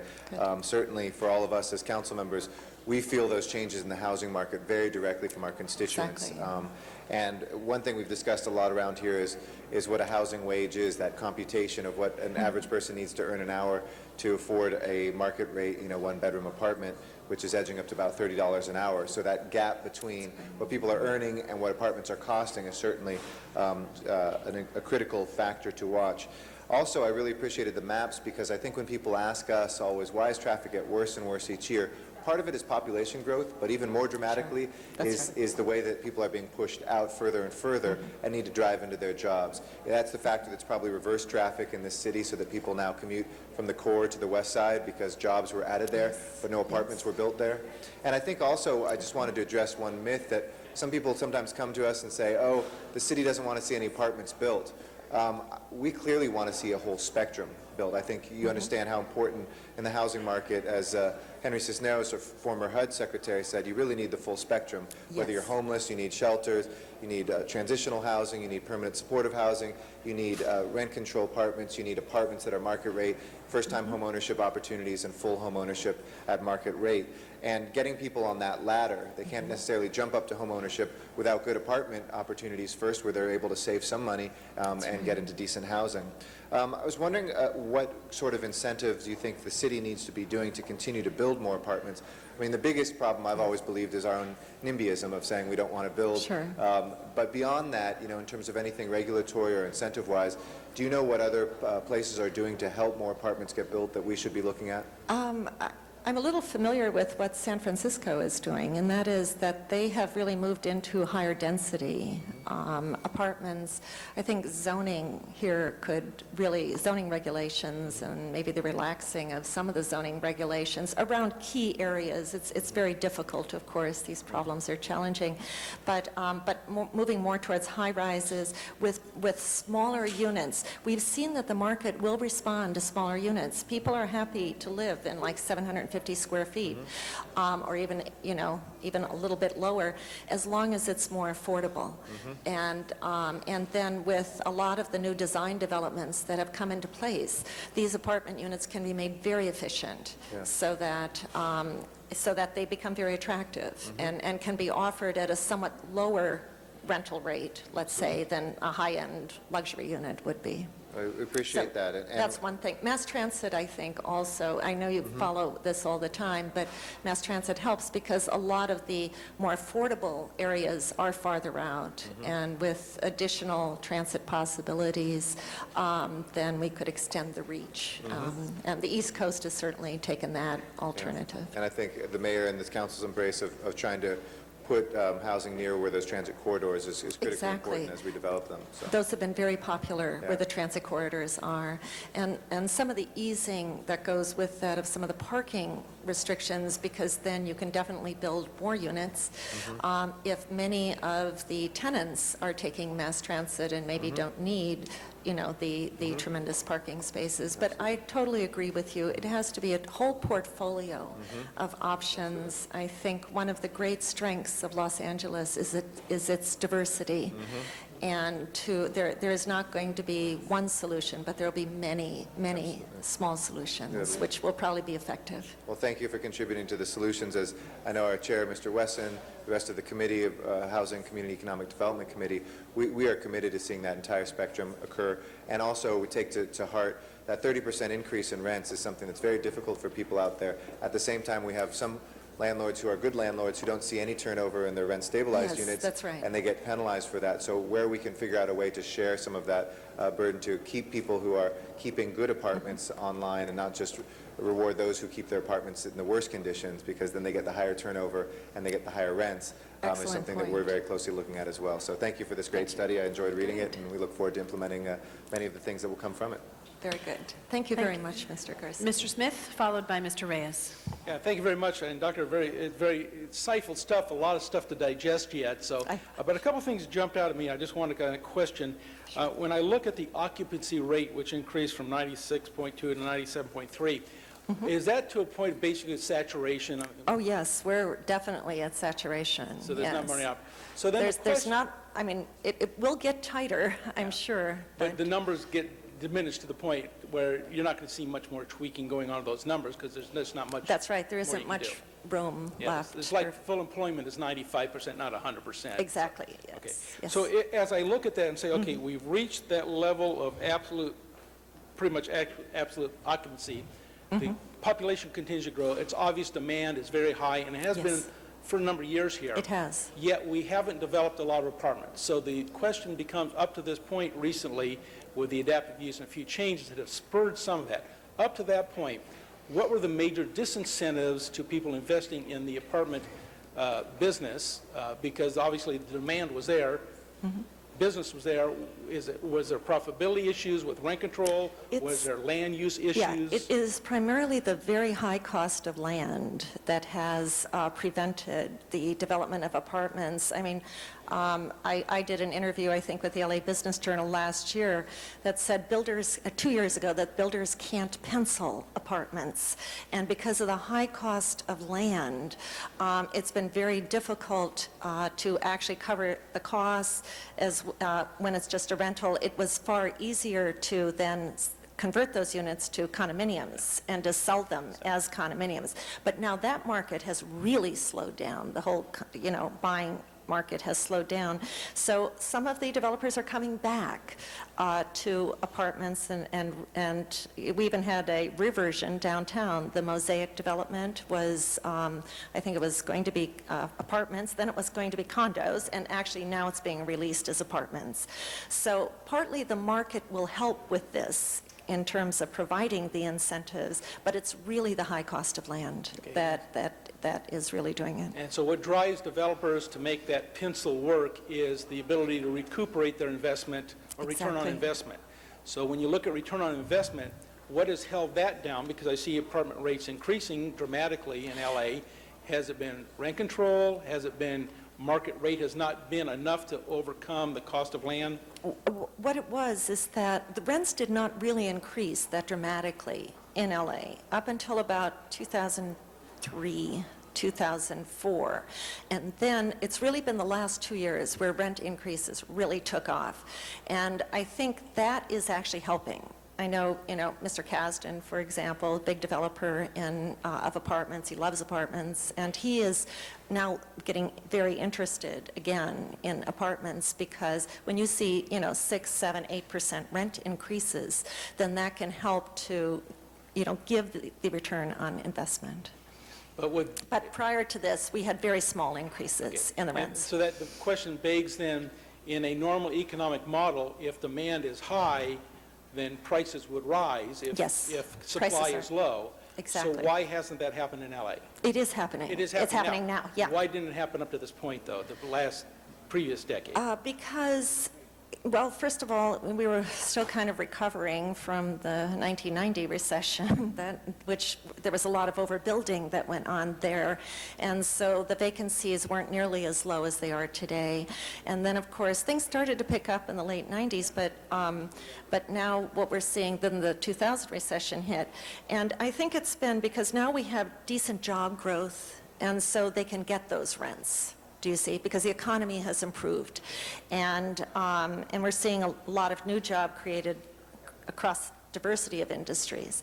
So that has really helped in terms of the ability then to find buyers who can pay those rents. Great. Well, I thank you very much for this insightful information, particularly as we're going through our budget process for the year and as we're looking at revitalizing our planning department.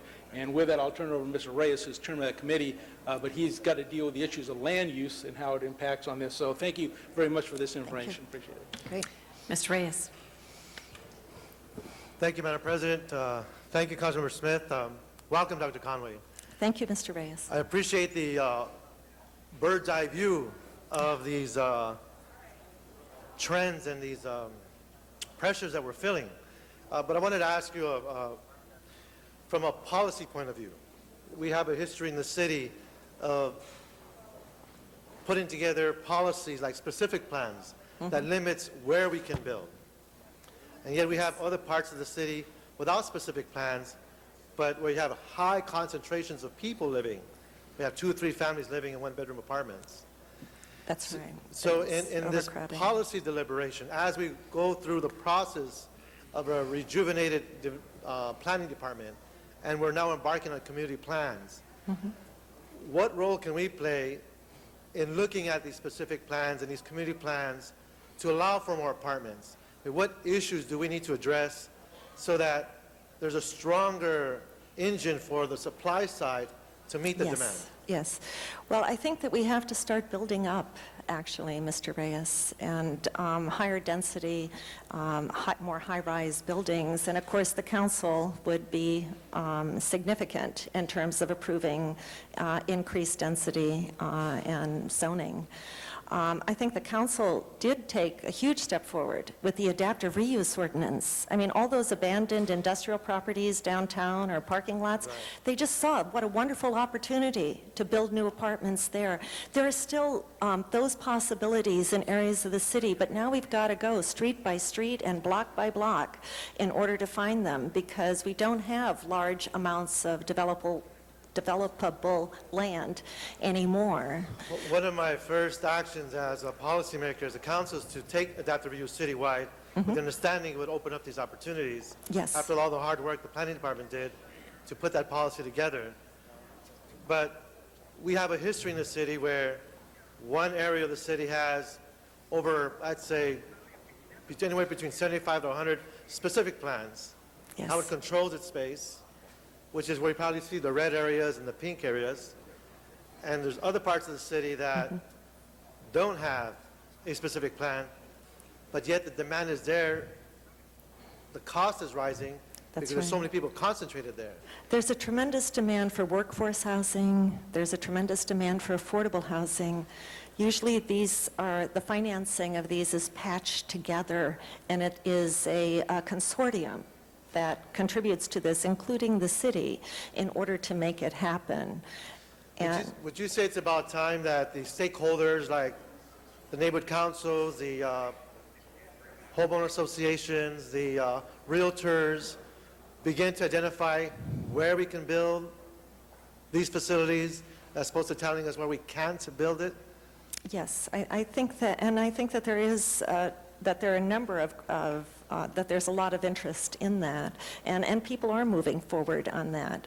Once again, as I said to Councilmember Garcetti, that it's probably going to be a multi-pronged approach. It's going to be many different options, many different ideas that's going to get us there, and we'll do it step by step. And I look forward, as Chair of Planning, Land Use, and Management, to facilitate that process. We did try a couple of years ago to be more inclusive in how we looked at housing.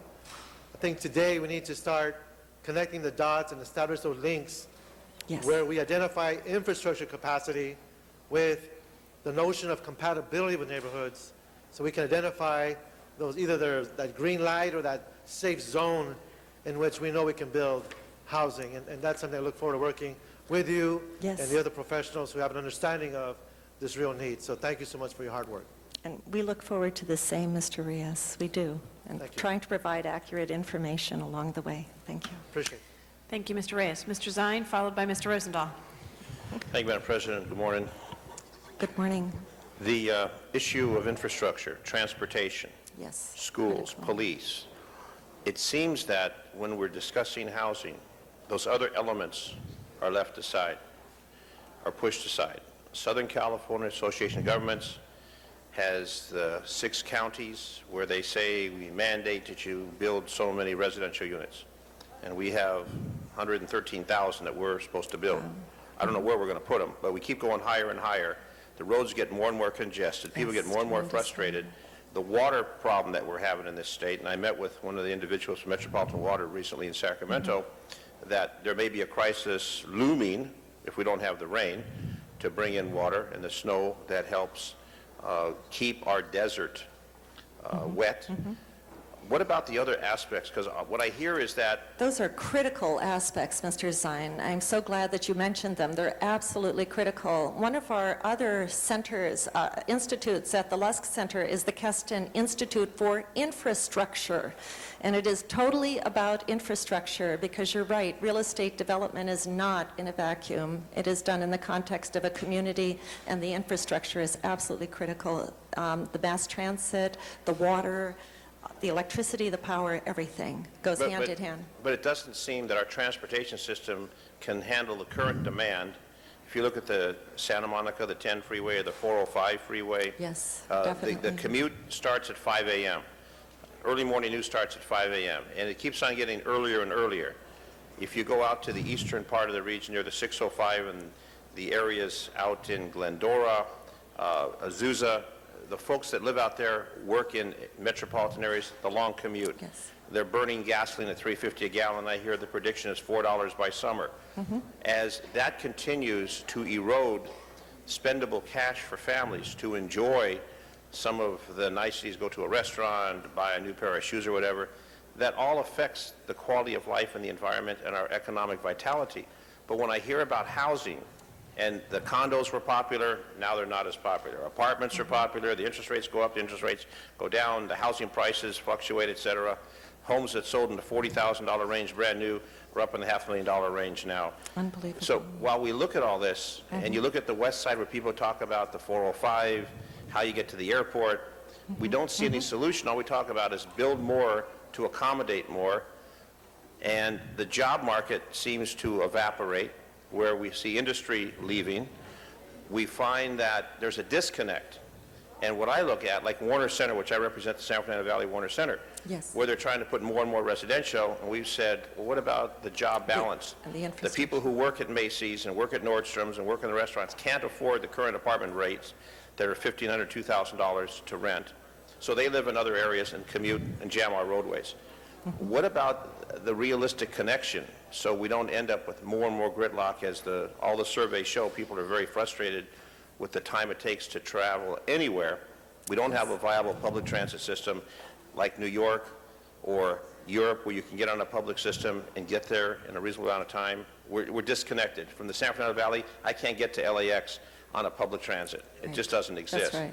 So how do we blend those components together with your report on additional housing, additional height in building housing? And if you look at downtown, all the old office buildings are being converted. So people are going to move downtown. But there are a lot of people who want to have a yard, who want to have their children play with a white picket fence and have the dog running around, and they can't do that in downtown. There are a lot of people, though, that really are moving away from the suburbs and are moving more towards what would be called more city-fied environments. Why are they doing that? Right. Well, first of all, we have the baby boomers are aging, and so they have, had their children and have sent them to schools, and they don't want the upkeep and the maintenance of the big suburban house anymore, and would prefer some of the cultural amenities that exist in downtown areas, for example. Also, we have a lot of young professionals who want to jumpstart their career here, and they want to come to downtown. They want to go to the west side. That's where their jobs are. That's where they want to be, and they want to, and they're going to be working probably 60 hours a week anyways, so they want to be close to where they're working. I mean, the big, what everybody is talking about these days are live, work, play environments, and they're attractive to the young professionals, they're attractive to retirees. And so there is demand. That's why downtown has actually taken off as much as it has, but not just here. Also in San Diego, also even in Atlanta, in Chicago. I mean, everywhere downtowns are being revitalized. And, but you're absolutely right about the infrastructure. I think partly the market is helping by the people who want to live in live, work, play environments and don't need to travel on the freeways.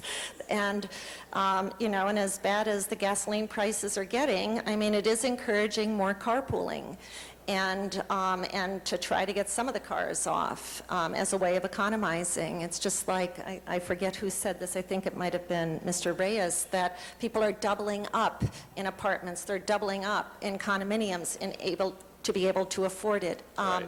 There's always the resiliency of the consumer to adapt to whatever the conditions are. But what about the quality of life? And that's the concern that Mr. Reyes has for his community, the That's quality right, of life. the quality of life. We have a yes. two-bedroom apartment, and you have 8 people in a two-bedroom apartment. You don't have a real good quality of life. What we're trying to do is provide that at a reasonable level. Exactly. And with the cost, and the developers talk about how much it costs to build, does it pencil out? And I'm going through the battle right now in my district in Warner Center, where they want to build more and more multiple dwellings. And I'm saying, as we keep on building, we're losing our industrial, we're losing our commercial, and there won't be any jobs. So what you'll have is residential and no jobs. So now you're going to commute and clog the roads, which we're still not addressing the congestion on our roadways. I think that, your comments are just right on target, that these are... Right, listen to Zuma Dog, because he's the one who talked about congestion. You don't listen to me about congestion, Mr. That's a bad mark for me, Zuma, but that's all right. Because I've heard him talk about that, and it's the reality. The person who lives and pays taxes says, who's going to address the daily issues that we have to deal with, that it takes us an hour and a half to get to work. It takes us on the weekends Exactly. the same type of situation. It's that the weekends used to be relatively free on the roadways, no longer. So I just hope that some component in the reality check can be included to say, yes, are we going to build more freeways? Are we going to build a monorail? Are we going to do something so we can move people around this massive territory of 4 million? I'm with you totally. I Okay. really am. I think- appreciate your report, Doctor. I just want to make Thank sure you. those other components are tagged on to there. Absolutely. No, they're Thank you for your absolutely patience. critical. The council president gave us a little extra time. Thank you. I did. Thank you, Mr. Rosendahl. I appreciate it. Okay. Mr. Rosendahl. Thank you, Madam President. I see West Los Angeles, which is where I'm at, okay? yes. On your page 14 of your report. The Yes. one line, of course, that is obvious, these trendy neighborhoods remain the most desirable and affluent submarkets in Los Angeles County, with monthly rents for all existing apartments averaging $2,137 at the end of 2006, 45% higher than the county's average. It's amazing. It's all about location, location, location. It is always in real estate. Now, I happen to have 50% of my constituents are renters. We have housing stock in the 11th district. Some is affordable and some is market rate. Yes. I'm trying to preserve the affordable housing I have before the horse gets out of the barn, and I'm also trying to create more housing in my district. So it's a double commitment, okay? To create more housing, my light industrial areas are something we're looking at because the great city of Santa Monica decided to become all about jobs and have gridlocked every one of my streets with people coming from east, west, north, south to go to Santa Monica to shop or to work. But there's no housing. And the local governments in my district, there are 4 governments in the 11th district. There's the city of Los Angeles, Santa Monica, which is in the heart of my district, Culver City, which gets a sliver, including a Costco at the edge of my Venice, and the county of Los Angeles with its huge dreams of tons of apartment structures there that they're going to do. How do we get the right balance? And how do we get the 4 governments to work together so that if you build the housing, I'll build the jobs, together we build the transportation. They've never worked together. And now my district is the most gridlocked district in the city, north, south, east, west. What advice do you have to give to me to be more effective? Well, just keep pounding away. I think that, once again, you've hit upon what one of the key difficulties is, and that is to get coordination, especially in the mass transit. And I think the key thing here is just to just keep going and just don't give up. And eventually, I think that when the congestion is strong enough and hard enough, people will come to recognize that working together may actually be far more beneficial. Well, they've reached the point, we've had it in the 11th district, we're fed up, and we want relief. Yes. And so I did throw $11 million into local traffic mitigation plans, left-hand turn signals, synchronizing lights. But the bigger projects, like the Expo line to Santa Monica, the Green Line that must go from Torrance up to Santa Monica and handle that area. Obviously, the Crenshaw line needs to happen, and the subway to the sea needs to happen. All that requires billions of dollars. It does, indeed. But the good news is that the west side of LA is right on the ocean.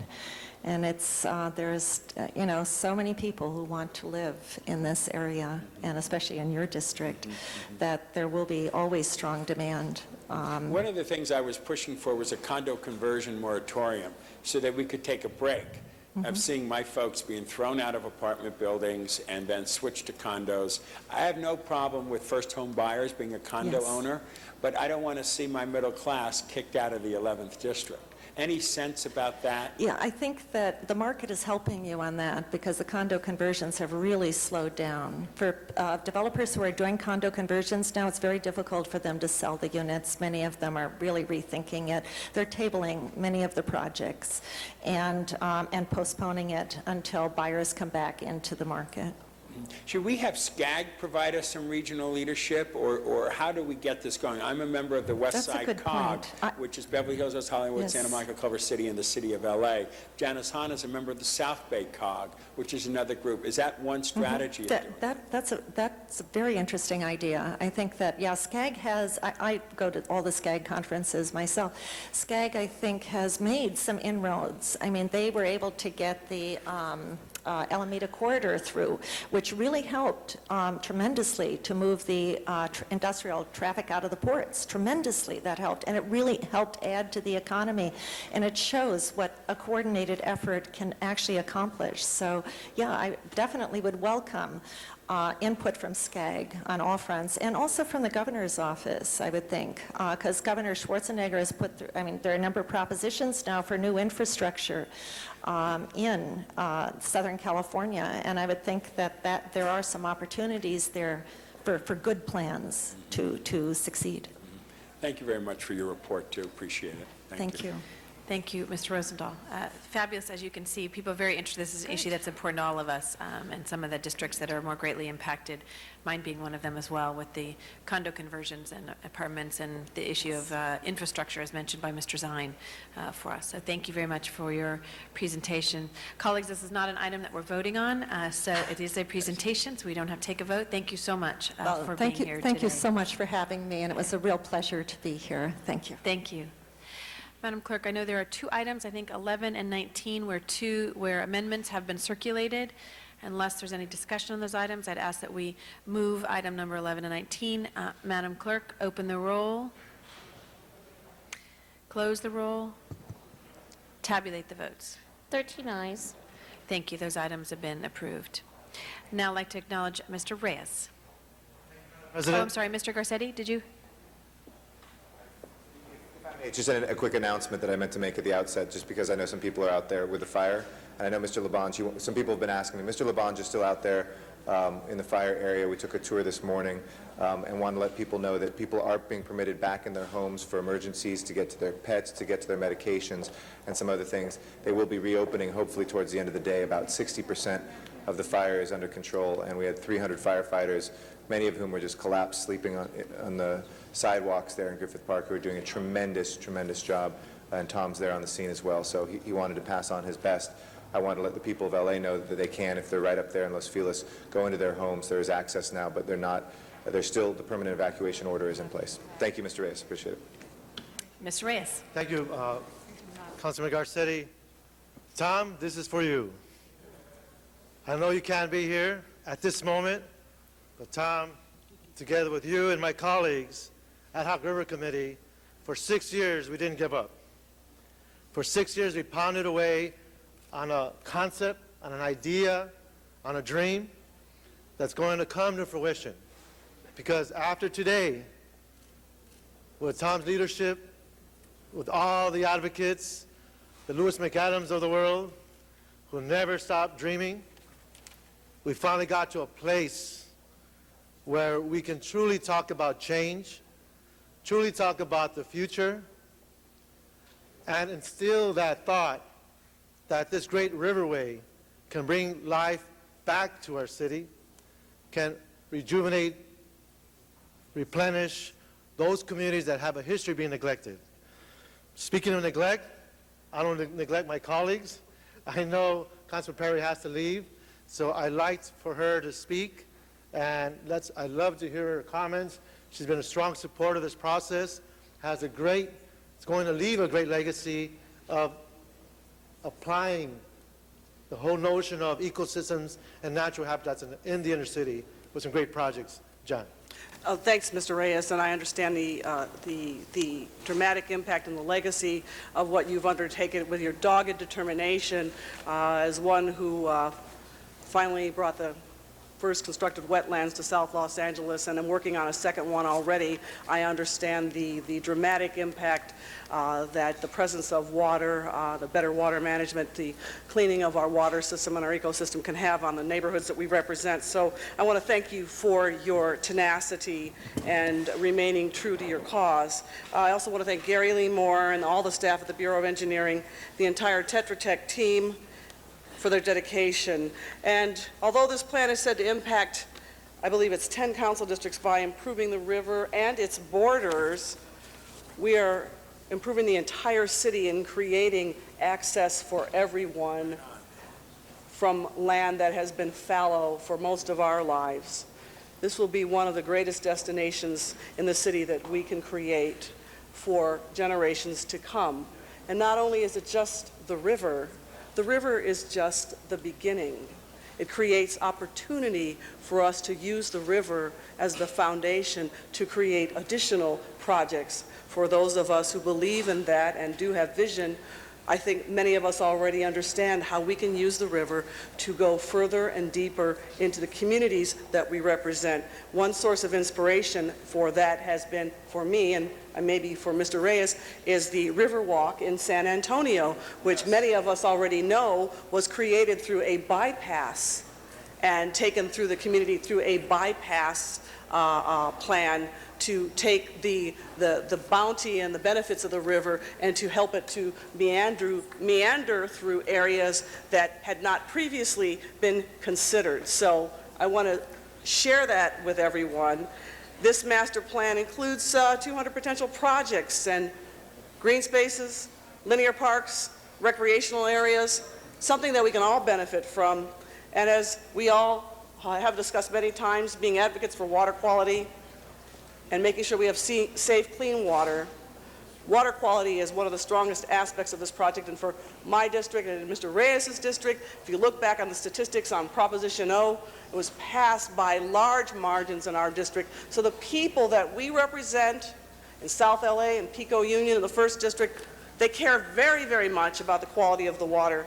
Not only are these projects to purify water, to mitigate debris, to treat stormwater, it draws attention to the importance of keeping the river clean, which is a teaching tool for everybody's children, no matter where you live.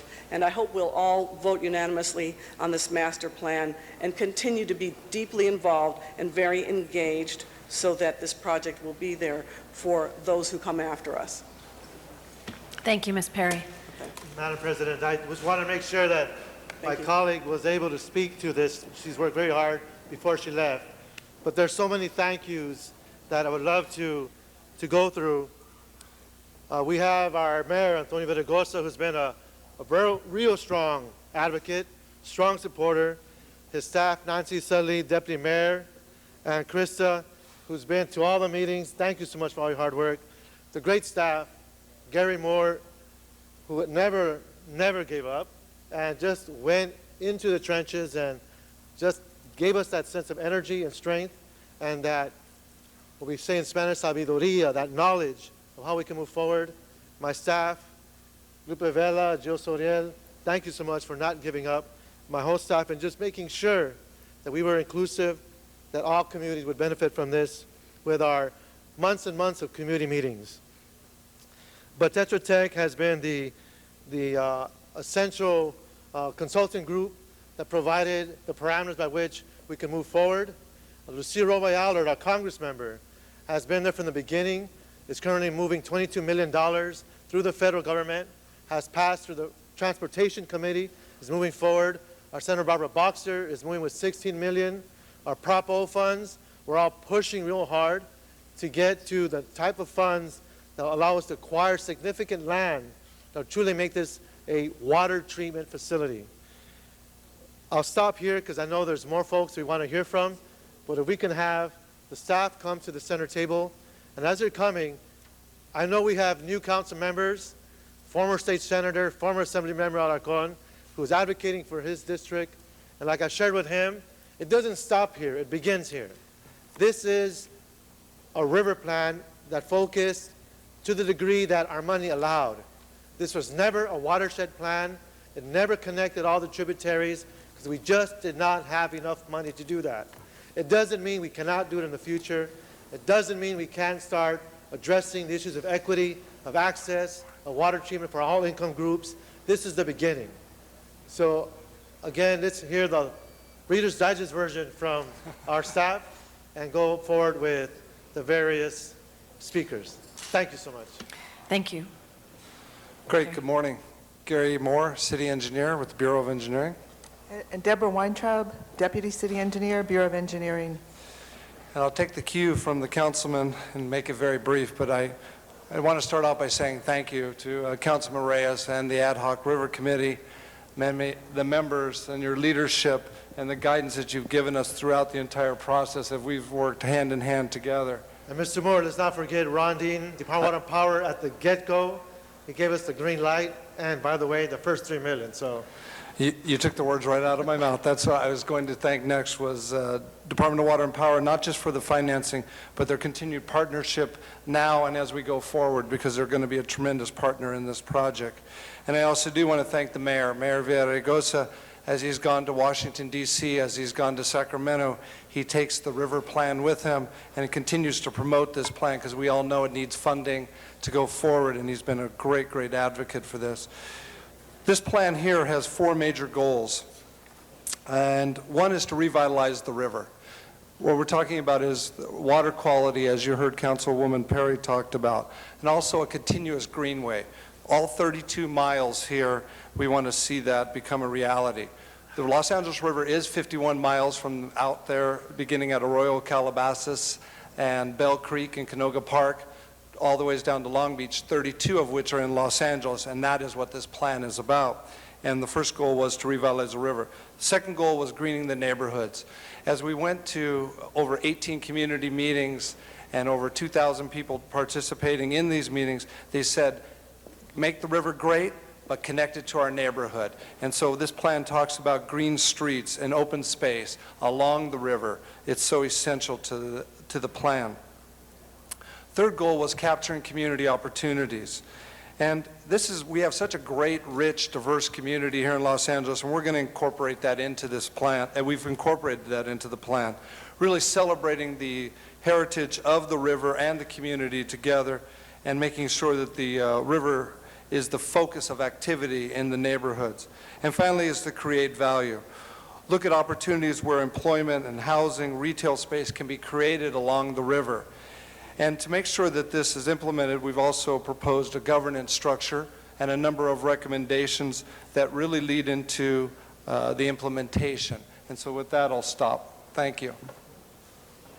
Thank you. I'd like to acknowledge Mr. Garcetti. Thank you very much, Madam President. And Mr. Reyes, you look great with that sign. You look great, and we were remarking what a beautiful shot it was. We can cut back to it. And we want to thank the control room for doing such a good job on the shot, too. But that sign, which Tom LaBonge helped us design, we all voted on, it's been one of the greatest joys of the last 5.5 years of public service for me to be on this committee. And to be the vice chair of this committee with Mr. Reyes' leadership as chair, Ms. Perry, Mr. Huizar, Ms. Gruhl, Mr. LaBonge, and really this entire council. Our city exists because of this river. Our name comes from it. Our history runs through it. Much further in time, my journey with this river began with walks with my father, a high school teacher named Lewis McAdams, the revisioning, and when I campaigned, saying, that this was probably the one issue people responded to the most enthusiastically, hands down.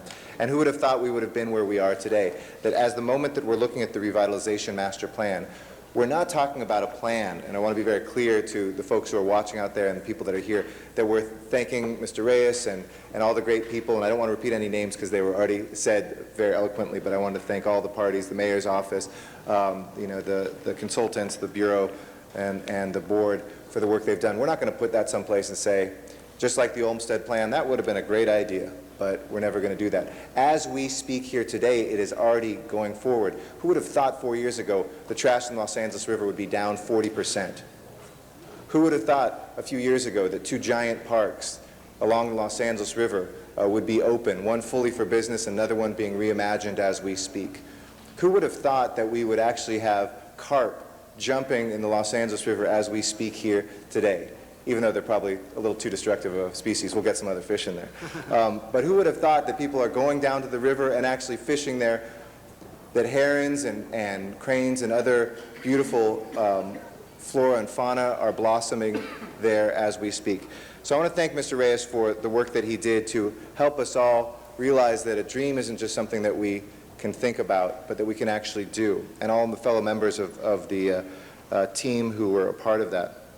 For me, there are two parts of the river I have the joy of being a partial steward of, both in Elysian Valley, and Mr. Reyes's work on Taylor Yard will help us with the bridge between the two, link the bike path to Taylor Yard and vice versa, Taylor Yard to the residents who live in Elysian Valley, formerly known as Frogtown.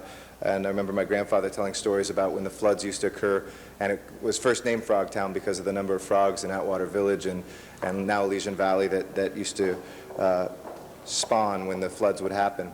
But also along Atwater Village, we have a real opportunity as well, and I appreciate the inclusion of Fletcher Drive as a section that we really can look at as a revitalized part of the city. And as we look at the river, too, there's two aspects of it. One is how we can turn our face back to the river, as we've said many times, but also protect jobs that are along the Los Angeles River, as Mr. Reyes and I have been speaking about recently, clean and green jobs that replace the old, dirty, polluting jobs, but that we bring also housing that looks towards the river back. And I think that's a really important part of what this has done as well. And then lastly, looking at habitat. There's still a disconnect between communities of color and poor folks that grow up alongside the river and the nature that is a part of what it is inherently. And as we look at habitat standards and trying to really restore what Father Juan Crespi first saw when he looked through there, what Gabrielino Tongva Indian saw for centuries before that, looking up through that beautiful pass that is through the Glendale Narrows, that is the place where we can restore nature in the heart of this city. And we haven't stopped dreaming through this. This is a beginning.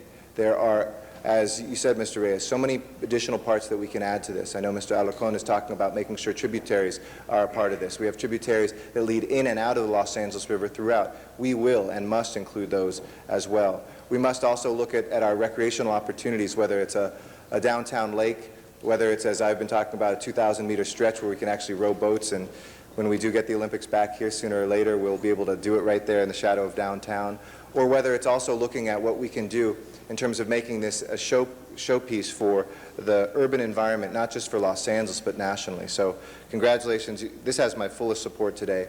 It is not a complete document, but it is a midway report in many ways, as much as it is a visioning.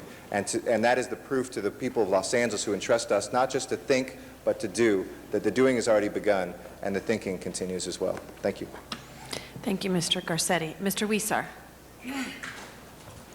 Thank you very much, Madam President. Thank you, Ed Reyes. You've been steadfast on all this, and you not only are bringing to us something that is going to remarkably change the face of the city of Los Angeles, but also you've been engaging our communities, which is so important. I think that is very important as we move forward to this, to not only get people to know the possibilities of what can be, but it's bringing communities closer and together, and we hope when this river is done in a revitalized mode, it is going to bring the city a lot closer together.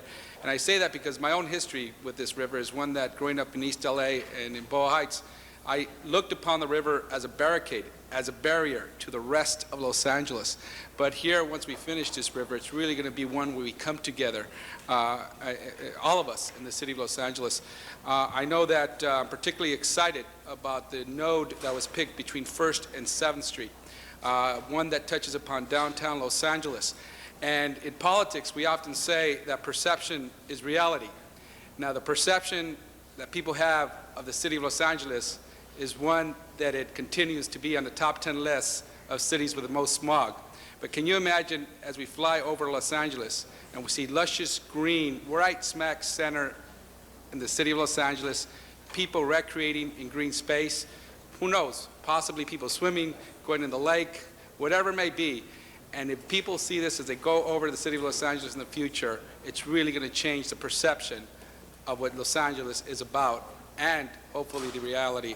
Everyone else involved has done a wonderful job. I know the events in my district have gone over well, from the outreach to providing the technical documents. And Gary Lee Moore, I can't say enough about your excitement about all the projects that you're involved with. And certainly all your team has done a wonderful job as I've seen it go forward in the events we've had in my district. And thanks to Tetra Tech as well. And I look forward to, as Mr. Garcetti reminded us, that this is not only a planning document, but it's something we're actually implementing. And as we all know, the green that we're going after in the river, we also know that green that hopefully is going to come to us from the state and the federal government to top off this cake. So thank you so much. Thank you. Councilmember Gruhl. I think he said Councilmember Gruhl. Thank you, and I want to start by complimenting Ed Reyes. I'm now an honorary member. I was one of the first members. I gave up my seat so Mr. Weissar could serve on the River Committee, but it's been something very close to my heart, and it cannot be said enough today, Ed, that we would not be here without you. Really, this has been your dream, your vision. You have been the person who's knocked on the doors, pushed down those doors, whether it be in Congress, here locally, on the state level, in the communities, to say, it's possible. We can do this. There are examples, and I know that you have done that on the federal level to get the dollars necessary. And as you mentioned, this is just the beginning. We can now say we're looking at things differently in Los Angeles. I have both the river and the Tujunga Wash that goes through my district, and I know the county on certain parts of that is also developing, and the Army Corps of Engineers. This will take everyone's cooperation and partnership to make it a reality. It is not something that one entity, one local government, one community will be able to accomplish on their own. And I think that this process, the number of hearings that have taken place, the input has been extraordinary. In my decades of public service, I have to admit, decades, I've never seen something that has been so thoroughly reviewed and been out there and talked about as a beginning document in a process where we can change the face of the city of Los Angeles. And where when you say to young kids, you know, have you seen the LA River? And they say, there's an LA River? They have no impression. And even adults have no idea who have grown up here that there's a Los Angeles River and the importance of that river to our city. And it is everything from making sure we have clean water and the whole issue around that to recreational space that is so devoid in many communities in the city of Los Angeles. There's nothing greater that I know Ed sees and others where people can ride their bicycles, where they can go down to the special to take a boat down there. It is something that we have to envision. And it's the same as we talk about the issue of transportation, you know, where people say, if it's not going to be done in my lifetime or in my, you know, a point where I'm an elected official, am I going to spend time on it? That was not something that Ed ever thought about. He thought about the future and how this was going to work and how we could get other. So this is going to be a catalyst, Ed, to others to say, if the city of Los Angeles can begin the process and set up this revitalization master plan, our opportunities are limitless throughout the city of Los Angeles and to make all those connections. But you took the first step. You made sure that this was a reality when so many other people said it could never be done. I have to admit, Ed, there were probably a few people who said, is he crazy? This is not something we ever thought. Would they ever tear down those walls? I think you might have heard that from the Army Corps of Engineers as well. But I also want to thank all the people who are here who made it possible, who also invested their time and energy and sometimes even their financial resources to make this a reality, to let us know that we do have a river in Los Angeles and it is going to be revitalized, Ed, because of your leadership and those of us standing beside you and behind you, letting and making sure. So I always see myself as an honorary ad hoc river committee member and appreciate that you continue to see me in that light. It's very, very important for our city. So thank you very much. Thank you very much, Mr. President. Mr. Alarcon.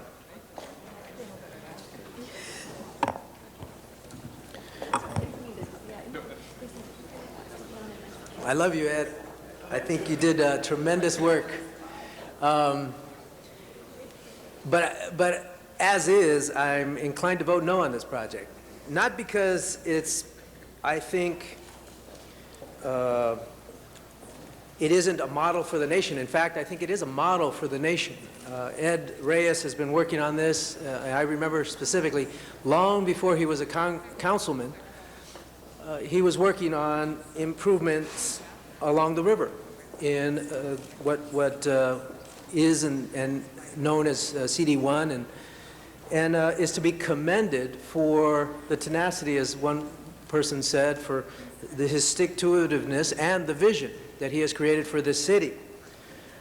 But I'm disheartened to know that the North San Fernando Valley, the Northeast San Fernando Valley in particular, where Hanson Dam feeds into the Los Angeles River and includes communities like Pacoima, Sun Valley, North Hollywood, many blighted areas as defined by the CRA, is essentially excluded from this master plan.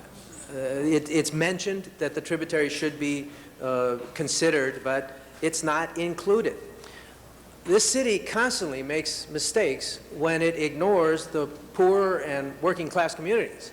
Notwithstanding Mr. Reyes's district, which that's exactly why he's fighting for this project, in the San Fernando Valley, it goes through all the rich communities.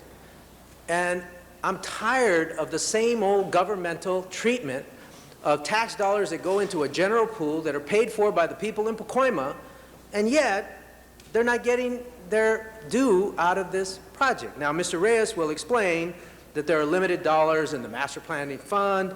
$3 million wasn't enough to include all the tributaries. I grant you that. But I will not support this measure unless we could move forward with a vision that includes those tributaries. I introduced the Urban River Parkway bill in Sacramento and worked with Tom Hayden to make sure that we would get funding for Urban River Parkways. But I believe that the communities of Pacoima, Sun Valley, North Hollywood, and many other poor or working class communities deserve these projects, in fact, in many ways, more than some of the communities that already have larger percentages of acreage of parks in their communities.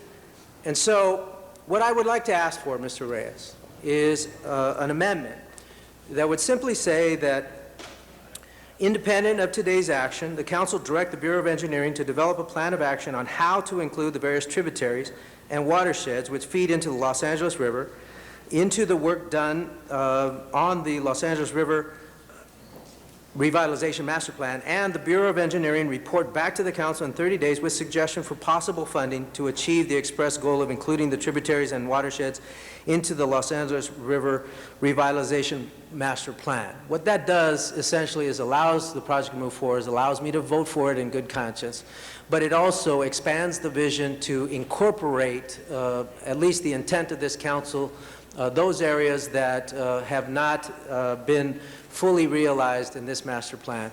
And I intend to work with the Council. In fact, you know that I introduced a measure to call for $1 million study of the CRA. So there is funding available to do this. It seems that if I'm doing an economic development study, we ought to be able to also incorporate into that same study a connection to this master plan. So the funding stream, if you will, may be available, but I would urge this in the spirit of reaching out to all the areas of Los Angeles that are affected by the LA River.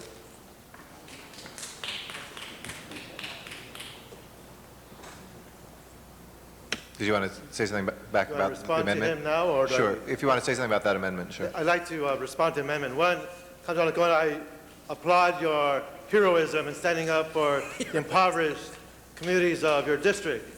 But this was about the Riverway, and the focus was about how we start with the first step to include the tributaries and the watershed, and to do it justice, we would probably need another $5 million. So the issues you raise are significant because there's many poor areas throughout the city that were not observed or absorbed in this study for the same simple reason we want to stay focused on the river as a waterway within a regional watershed. So it's not an excuse. I'm not trying to be like all the other politicians that say we didn't treat you this way because we didn't have enough money. It had nothing to do with that. It had all to do about what's real, how we deal with our flood control, how we improve our economic development opportunities, how we change the culture of the city, and how we even get the folks to understand we even have a river in the city. So I look forward to working with you. I appreciate your amendment. It's very positive. I'm assuming you'll support the study with the amendment so we can send a clear message to your former colleagues in the Senate, your former colleagues in the Assembly, to let them know that while you were Assembly member and Senator, that you were looking out for your district as this plan was evolving, as we had all those hearings in your district. So I appreciate your support. Ms. Hahn is next, and then Mr. Rosendahl. Thank you, Mr. President. Well, I just wanted to rise and really thank you, Ed Reyes, and thank all the committee members for the ad hoc committee on the river. You know, this is when it takes real courage, real political will, because there were those that said, you know, not only we don't have a river, but the thought of really creating this kind of revitalized, vibrant recreational opportunity throughout Los Angeles is absolutely impossible. It's going to cost too much, but it's important. And I felt that kind of excitement when we began to redevelop our waterfront in San Pedro.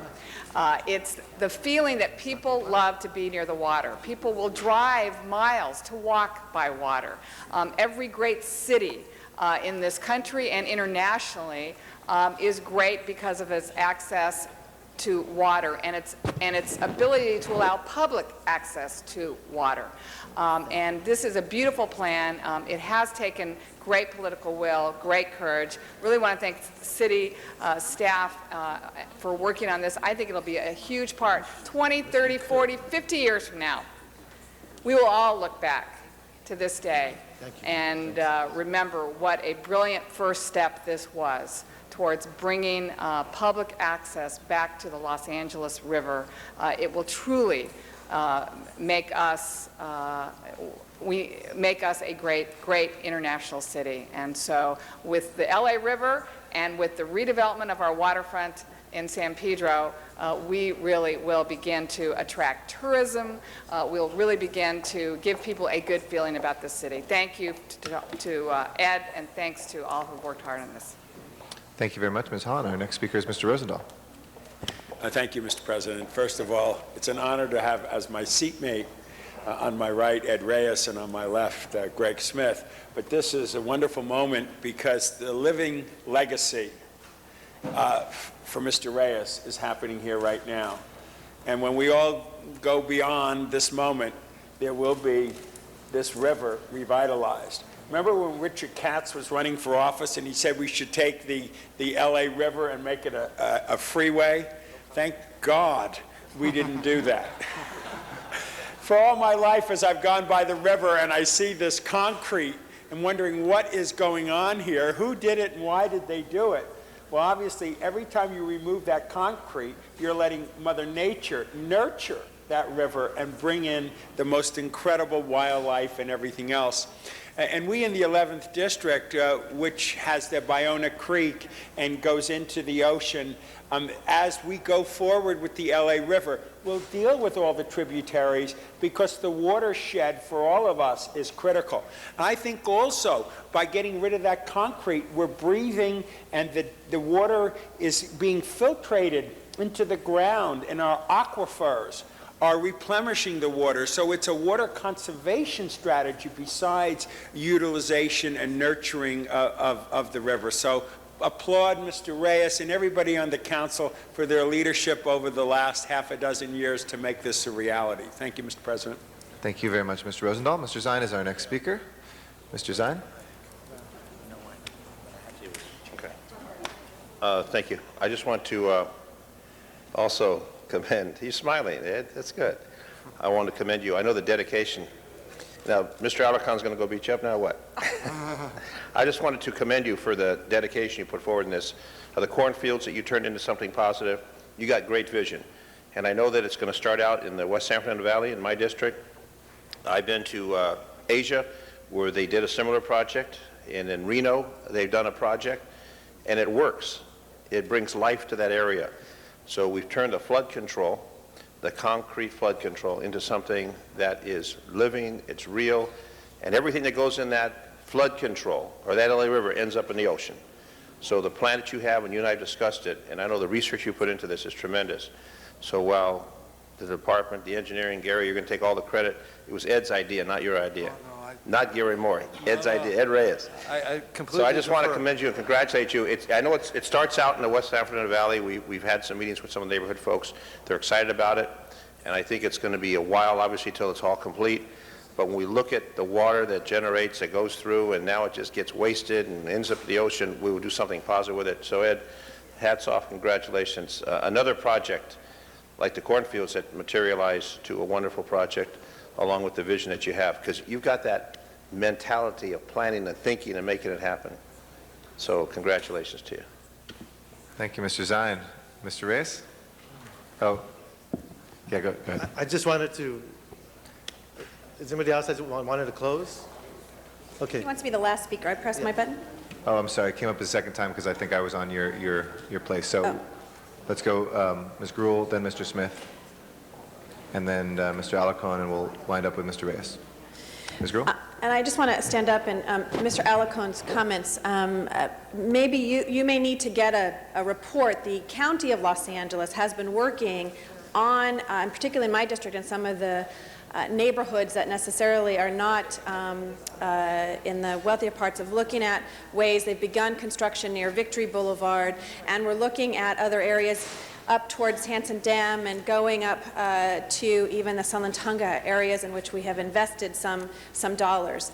Because I think that as we read this, it says the LA River Revitalization Plan, which is something that we made a determination at the time to start with the LA River. And so the model that you see today is the LA River. There's lots of things we would like to see happen in the San Fernando Valley. We're working with the Bureau of Engineering on a lot of the watershed issues up in that community, and I think welcome your participation here. I'm not sure in Sacramento whether or not you were able to get some money for the tributaries while we were up there, or you can help us now from your relationship with the Assembly and Senate, because we've seen a lot of the money that's come forward. I think Mr. Reyes has gotten from Congress that has come down for the LA River, and welcome that participation, because I think we all agree that all parts of the city should have that kind of river access, tributary access for both water quality, as we talked about, as well as greening in the city of Los Angeles. And so I think it's an exciting time in the city that we have all of us who are up here standing saying we want to have more into our communities and our neighborhoods. But there are some exciting things happening on the Tujunga Wash side in some of the areas that I know I represent, and probably will even connect up into your areas as well, Mr. Alarcon. Thank you. Thank you very much, Ms. Gruhl. Mr. Smith? Thank you. And in regards to Mr. Alarcon's comments, and I know you haven't been in this chamber for a few years, but this council and this city has made major commitments to the Hanson Dam area in your community. We've put a lot of money into the park up there, a lot of money into the recreation facility up there, and certainly in the youth museum, the children's museum. So there's been a lot of effort to really energize that community. I understand you want to add this to what Mr. Reyes has done. The problem I think you have is that Mr. Reyes came in with an idea, a vision of what we could do along a river corridor. And that river corridor, while it eventually does connect to Hanson Dam, connects to parts of my district up in Chatsworth and the hills, and et cetera, we had to concentrate with the resources we had on the vision he had to begin the process along the river.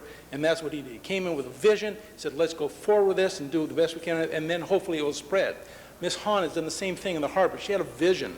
And I think the best thing served, Mr. Alarcon, would be for you to come in with your vision of what you want to do to bootstrap your community, and I think you'd find a lot of support here, particularly from Ms. Gruhl, Cardenas, Zine, and myself, who are going to fight for anything we can to support a Valley Council member to get our fair share. Amen. But we have been making major commitments to that community, and I think the commitment would be here.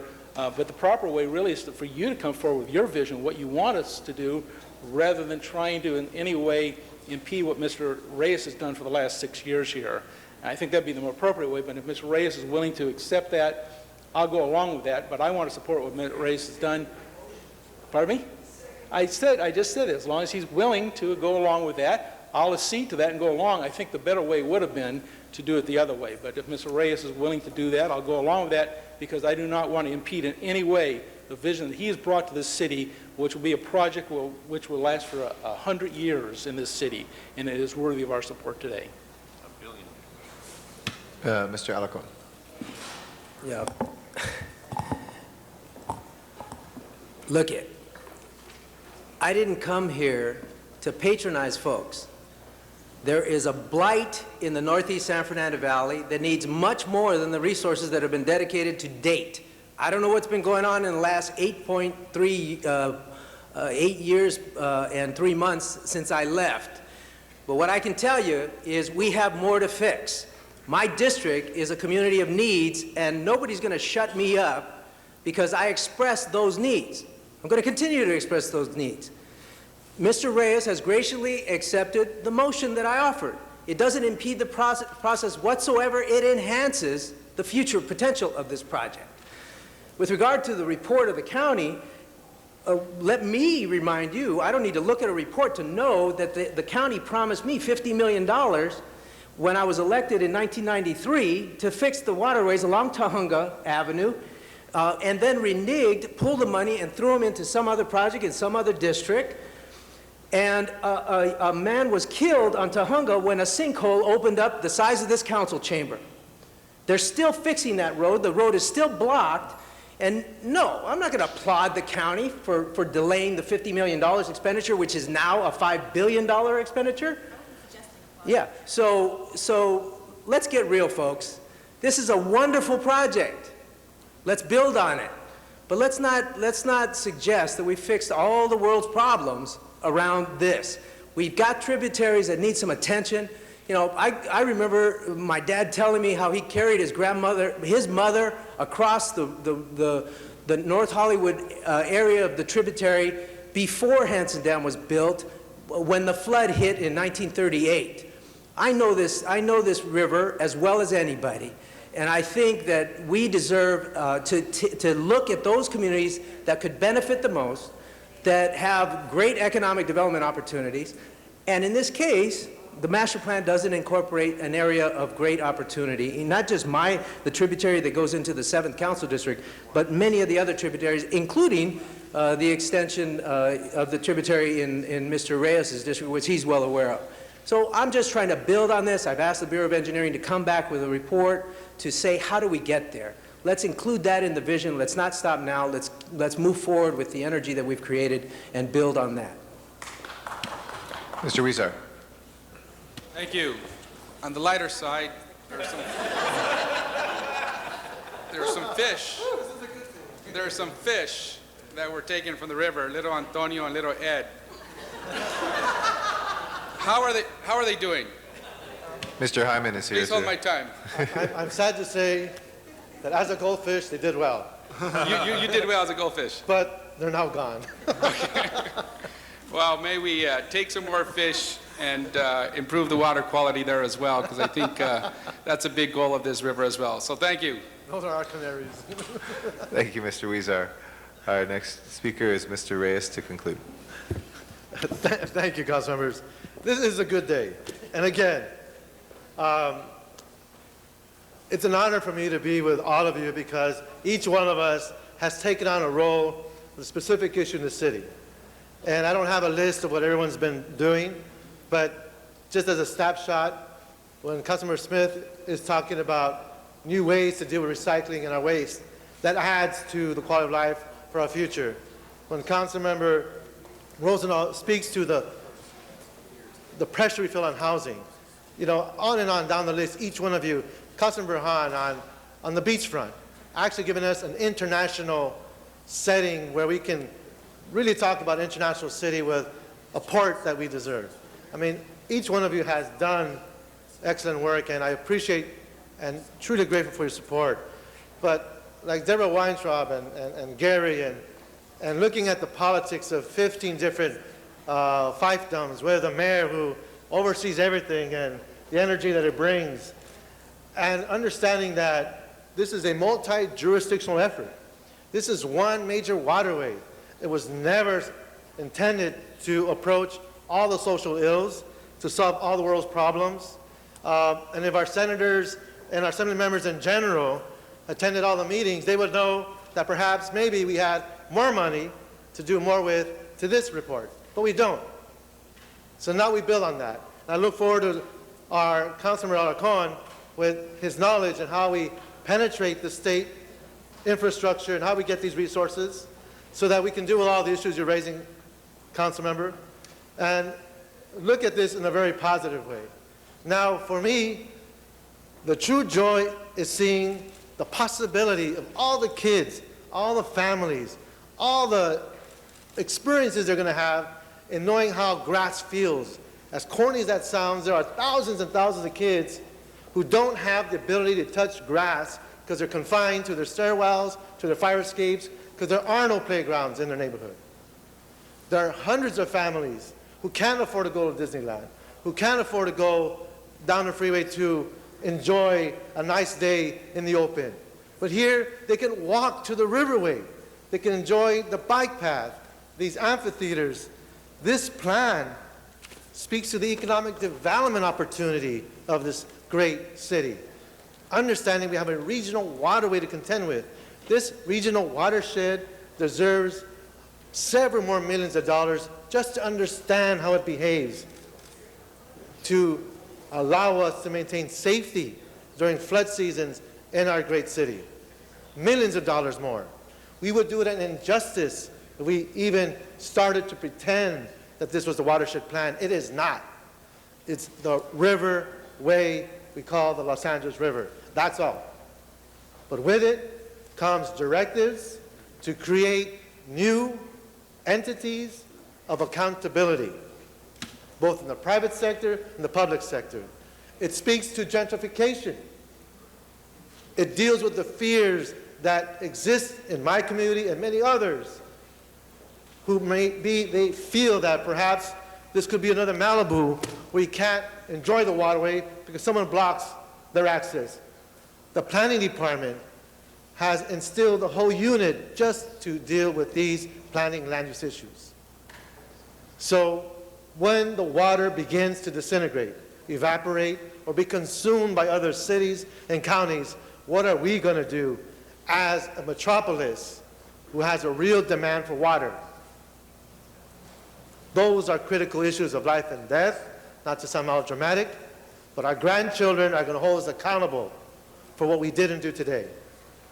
I ask for an aye vote, a unanimous aye vote.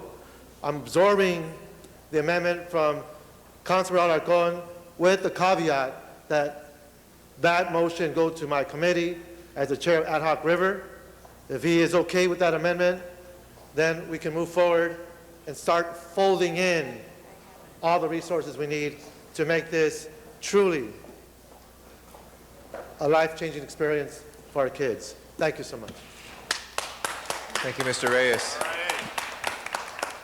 And thank you, everybody, for that debate and also for the thousands of Angelinos who came out for the workshop sessions, which was a big part of writing this plan.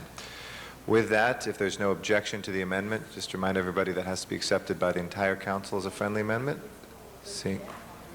Okay, we will refer that to Ad Hoc River without objection. Let's go ahead and open the roll, close the roll, and tabulate the vote. 12 ayes. That is approved. Without objection, we'll send that forthwith. We have item 30, I think, has been requested out of order.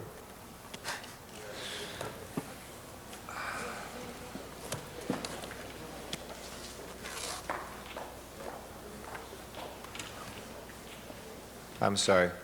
Since it was a communication, we did have a public hearing in committee, but since it was a communication from the chair, we'll reopen in order to take public comment. That was not full quorum in committee.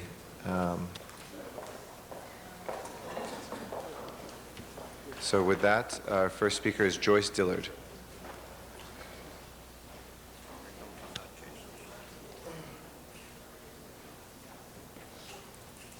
My apologies. We switched presidents midstream. No pun intended. Go ahead, Ms. Dillard.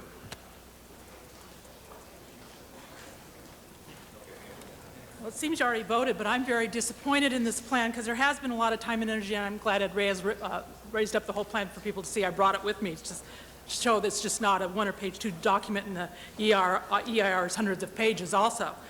But really, you're dealing with public safety and you're dealing with long-term planning when you deal with issues like this. And it's really missing. It's not only the watershed, it's water supply, it's water quality. We've been through disasters. We were through one yesterday with the fire. And disasters happen fast. You have panic and chaos. But there's nothing in this plan that really addresses that. Part of the problem is a 50-year floodplain. Some of the state plans are basing theirs on 200-year. You want to put development in, yet you don't worry about water contamination, you don't worry about the tributaries that was brought up, or the water tables. And this is critical for the costs and the quality of life of people. I'm disappointed in that you had it's a housing plan, obviously, that you had a presentation by Les Center, because they cut out the public 2 years ago. They used to have open research seminars. They've now shut it. And if you go to the urban growth, you find out people want to live in the county of Riverside and commute. But you've cut out, you've negated the will of the people in this, because you're setting up foundations, you're setting up nonprofits, you're not pulling the people in when you need to pull the people in. You're not letting them have their voice, their vote, or anything like that. Joint powers authorities are governmental, but they're a hybrid, and they're difficult for citizens. So do I think this is a good plan? No, I think it's a good housing development plan, if that's what you want. I think you have no consideration for the people, public safety, state laws, or anything like that. And in the long run, it's going to cost you a lot, because as city elected officials, people come back to you in time of disaster. They want to see what you can do. You know, everything's nice and good economic development, but I've already had a representative of land developer want to trade park space for floor area ratio, and we have air rights, I understand, in play now for density. But it's not the will of the people. And I think with all this spent and all these meetings, you need to do the will of the people and water. Thank you. Zuma Dog is our next speaker. First, don't you have to reopen this and then do... Go ahead, Mr. Dog. Please give your testimony right now. Okay, well, we'll take this up later. Okay, well, hate to rain on the parade, but I got a call from my bad computer, Voice of the Pueblos on the east side. Here's a few things. I hope there's not going to be any high-density housing. Is this going to be a project where there's going to be high-density housing eventually along it? That's something I'd like to know, because I hope not, because we don't have proper infrastructure for that. Also, you talk about water. There's a lot of high density going up around here, and the Delta River is at risk. If you read the LA Times, the Delta is at risk of being shut off. Then you're not going to be able to supply water for all these projects. The CRA's involved. That means it's shady as hell right off the bat. Bond money involved. Oh, let's go to some of these things here. Richard Alarcon, I like what you had to say. The Valley and a lot of areas are very upset about this type of thing here. Revise existing street design standards. Okay, that paves the way for allowing high density to come on in there. We need the community assessment needs. Here we have something. General funds. Okay, we're gonna have to take general fund contributions for consultants. Oh, that paves the way for shadiness right there. So by the way, it also says additional funding is expected to come from existing local and state. Then you got bond money. You got to watch out for that with the grants. I'd like to say any grants that's going to nonprofits involved in this, please, you got to run an audit through Laura Chick first before any money is being used for this project. Let's see. Again, I only got 35 seconds left, but of course we can't have high-density housing along this project with no infrastructure. We got water supply problems, and This whole thing's put me in overload, y'all. This whole thing's put me in overload, and so everybody likes the park, y'all, but they don't like high density that puts the water supply at risk with no infrastructure, using general funds for things that's being taken from other projects around the city, and I'll waive the rest of my time. Thank you. Thank you. Lewis McAdams is our next speaker. Thank you. Lewis McAdams.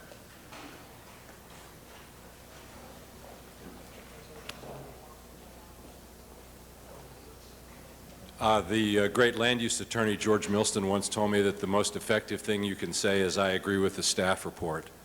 20 years ago, when Friends of the Los Angeles River began, one of our more outrageous ideas was that our work would be done when the Steelhead Run returned to the Los Angeles River. If you look at some of the finer points of this master plan, you'll see the beginnings of planning for the Steelhead to return to the Los Angeles River.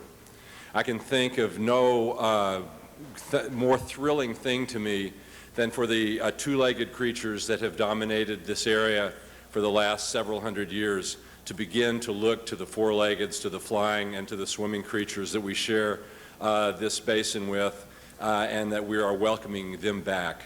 And as we welcome them back, we're welcoming all of our own fellow humans to the Los Angeles River, to the greenway from the mountains to the sea, and to a prophecy The City Council today, with this vote, I believe, has taken a great step into the future of this basin, and I thank you very much, and I congratulate you on your work. Thank you very much, Luis. Irma Munoz is our next speaker.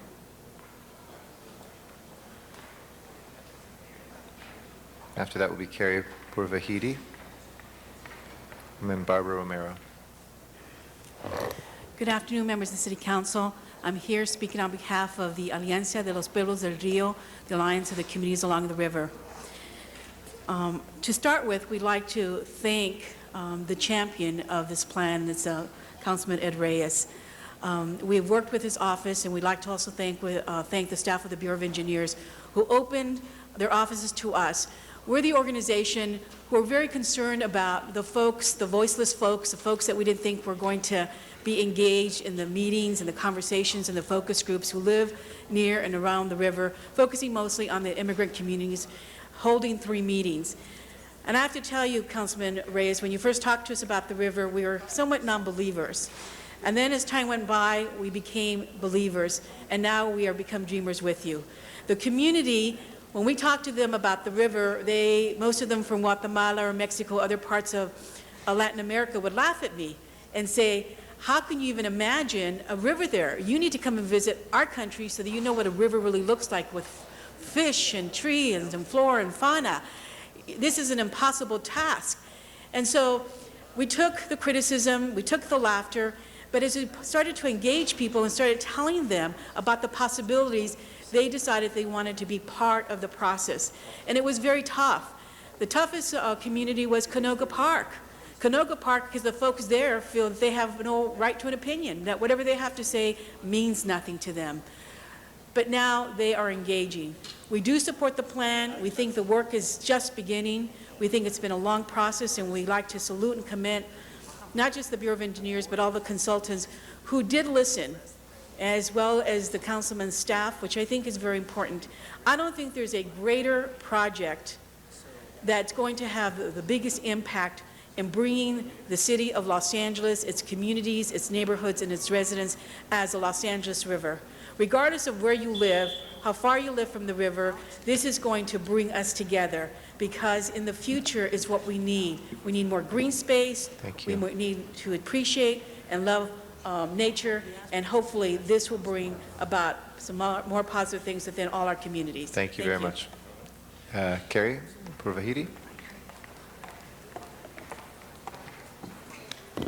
Good afternoon. I'm Carrie Purvahidi, Deputy Director with the California High-Speed Rail Authority, and I'm pleased to be here to address your council. First of all, on behalf of the High-Speed Rail Authority, I'd like to congratulate the city and all those who participated in putting together this extraordinary vision for revitalizing the LA River. This is a great project for the local community neighborhoods, the city of LA, California, and Western United States, as it culminates a long-term desire of hardworking residents of a diverse set of communities to join together for one great cause, to make their environment a better place to live. That is what great projects are all about, to improve the quality of our life now and in the future. The California High-Speed Rail Authority is also interested in improving the quality of life for the residents of California. We are at or near capacity on our freeways and airports. We will continue to do so as the planned future expansions will immediately be absorbed by the projected growth in California, which is expected to exceed 55 million by 2050. To assist in responding to these future transportation needs, the California High-Speed Rail Authority is proposing to build a 700-mile statewide high-speed train system that connects the major metropolitan areas of California and is able to carry over 100 million passengers annually by 2030. The authority has certified a program EIS on multiple alignments in Southern and Northern California. We see our project, as well as the LA River project, as being coexisting and being very, working together. The potential the high-speed rail project brings to the city of LA, and specifically in meeting the goals of the LA River Revitalization Plan, is to remove future rail constraints on existing rail corridors to improve the access to the LA River. to provide mitigation funding for use in implementing the LA River Master Plan, and to provide cooperative and combined coordination with the federal and state agencies. We appreciate the fact that the LA River Revitalization Plan Program, EIR-EIS, did include language regarding the High-Speed Rail Authority. We wish to continue to work with the committee and the council on our future for high-speed rail. Thank you. Thank you. Barbara Romero is our final speaker.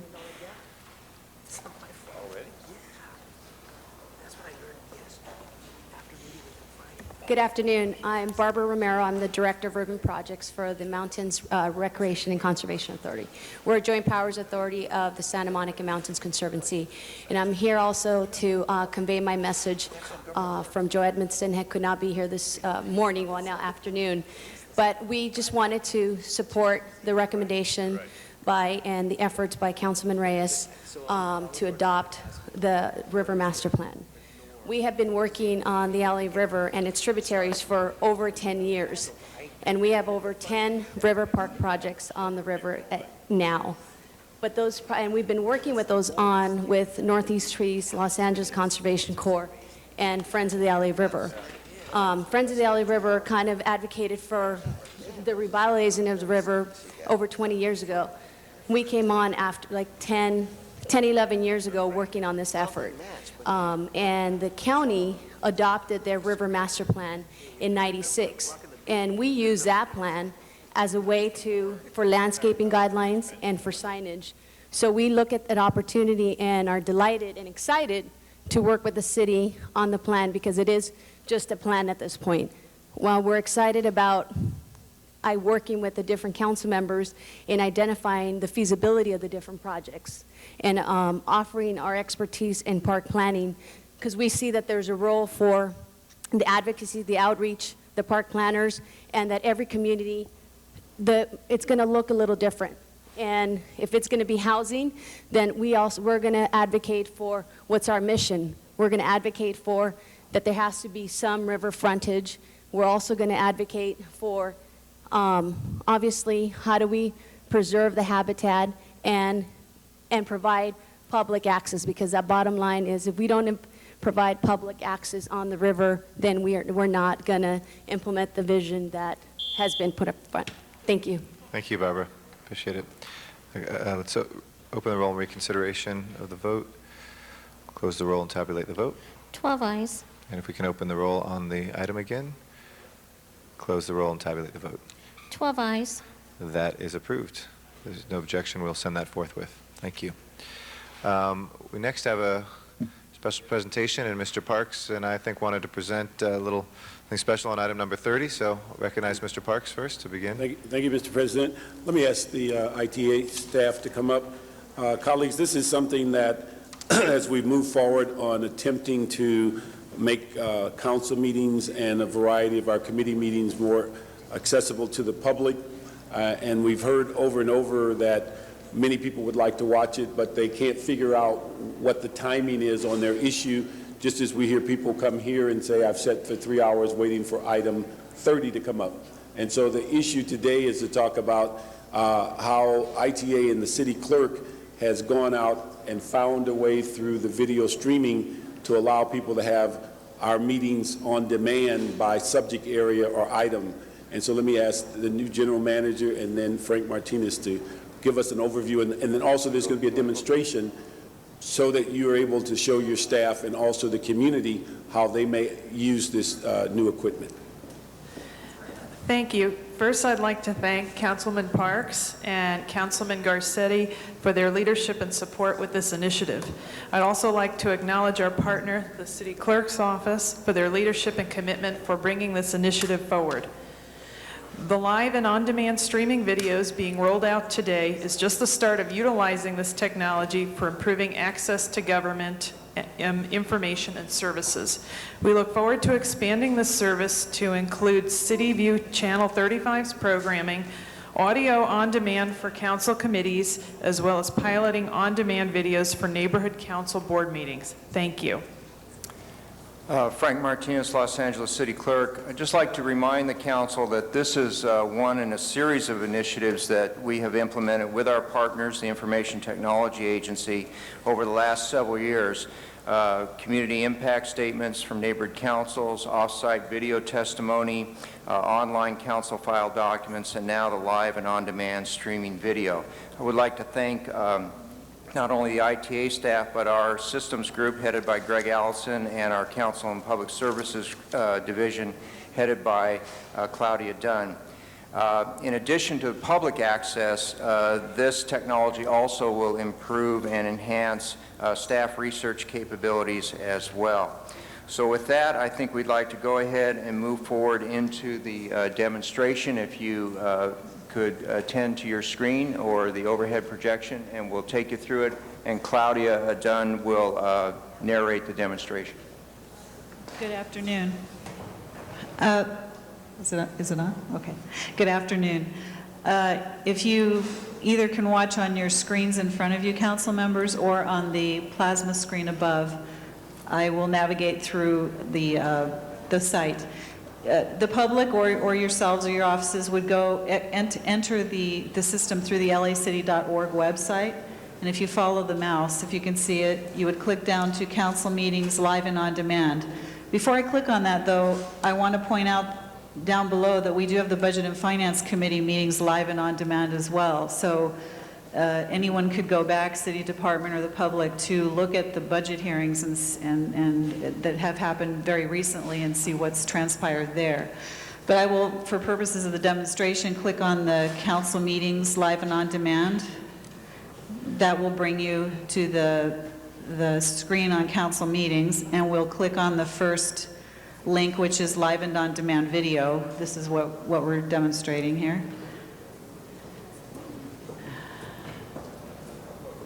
And it's coming. Okay. This will bring you to that page, live and on demand council meetings. Now, I'll navigate down a bit. It points out some information relating to folks clicking on the video, on podcasting over on the right. If you scroll down, you'll see currently in session. Anyone can click on the current meeting that's in session here. They can also click for the Spanish simulcast as well here at the same time. I hope you can see the mouse pointing. If you scroll down to upcoming city council meetings, it will show the upcoming meetings and basically just show the agenda, so that's posted. Then if you go down to on-demand city council meetings, you can click on the current council, you can click on any past meeting, and these meetings are listed for a 12-month period. They're archived for the public for 12 months. We can click on any meeting basically and look at the agenda, which is right here. Go back. We can click on the journal for that meeting, which, let me go down to a journal I know is up, which is basically the council actions that were taken at that meeting. And then you could click on a video. So I'll click on a video. That'll bring up the video for the council meeting on May 4th, last Friday. It does take a bit of time for it to buffer, and the videos will actually start. I'm going to turn it down here. The videos will actually start at the conclusion of the prior Channel 35 simulcast. I don't recognize those council members. Yeah. So what I'm going to do is take us more to the beginning of the meeting. So I'll push it up a little bit. You can move it up a little bit. There we go. The meeting's starting. Push it up a little bit more. And we'll see a portion of the council meeting. It had started earlier, but it'll basically, that's one way to jump. What's really key with this feature is that you can go to this jump to menu down here, and you can go to any portion of the meeting and jump to it, and it'll bring you to that point of the video. So item number 17, for example, here's item number 17. Comes right up. Okay, we go. Another thing I would point out is on the right side of the screen, you'll see the agenda for the meeting. You can, as with any agenda online, you can scroll down to the item. You can click on the hyperlink, which will bring up the online documents that are currently posted for that item. So anyone could get to those and print them out. They're all PDF documents. Okay, I'll go back to the search page, the main page. something that's really interesting in this is that you can search. If you're not quite sure what meeting you're looking for and you're looking for a specific item in a prior meeting, you could type in some keywords right here on Search Archives. So I'm going to type in something that was recent called Culture Clash. Was at council meeting last Friday. So I'm going to type that in, see if it'll bring it up for me.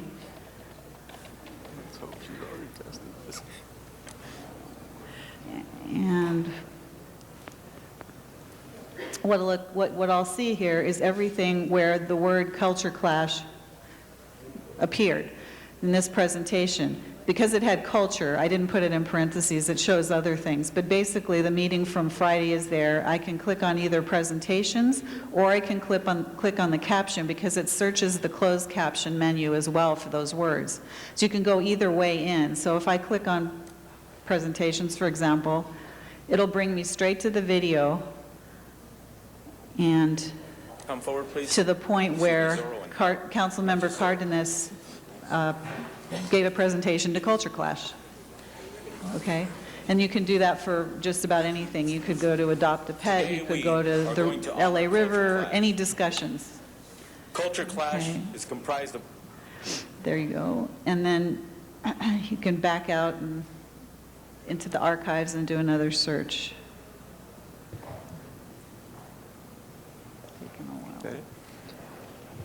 Is that it?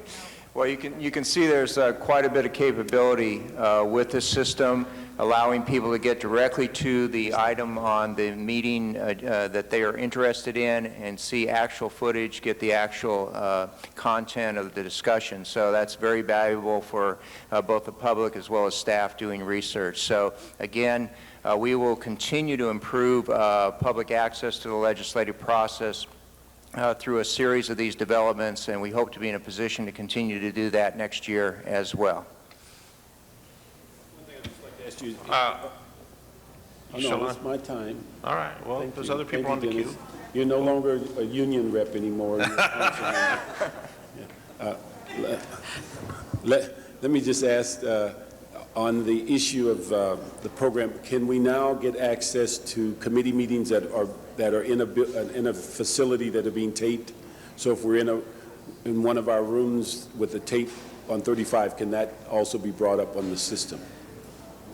It has to be being filmed by 35. I mean, but the sense if we had something like you said, budget filmed here, also do we have access to some of the commission meetings that are being taped now? Would they also be accessible? Yeah, as long as we film them through 35, then we can digitize them and then we can access them. And in fact, the budget hearings that you just held are in fact available right now.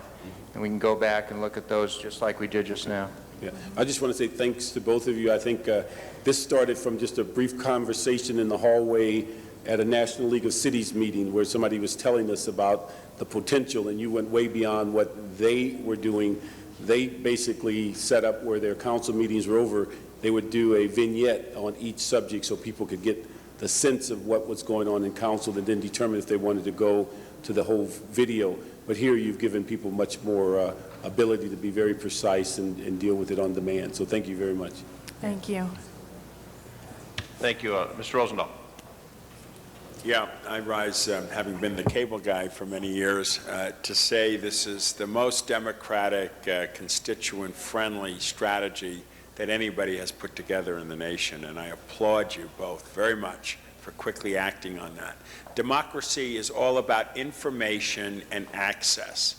The more we empower the people, the stronger their democracy becomes.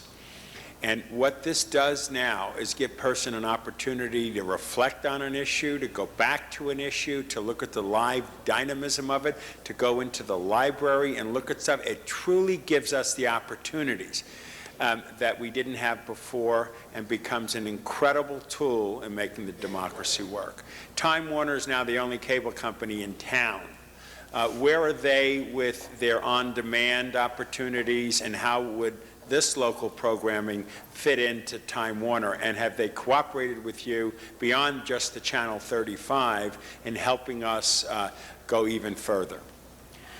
Well, I can say since this is on my agenda, this is my 13th day, so I haven't had a chance yet to meet with Time Warner, but with Mark Wolf's help, we are planning on doing that.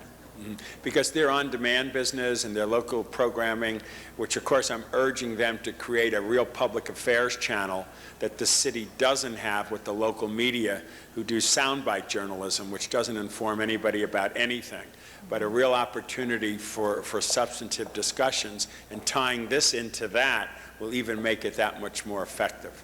Great. Thank you again. I applaud you for what you're doing. Mr. Garcetti.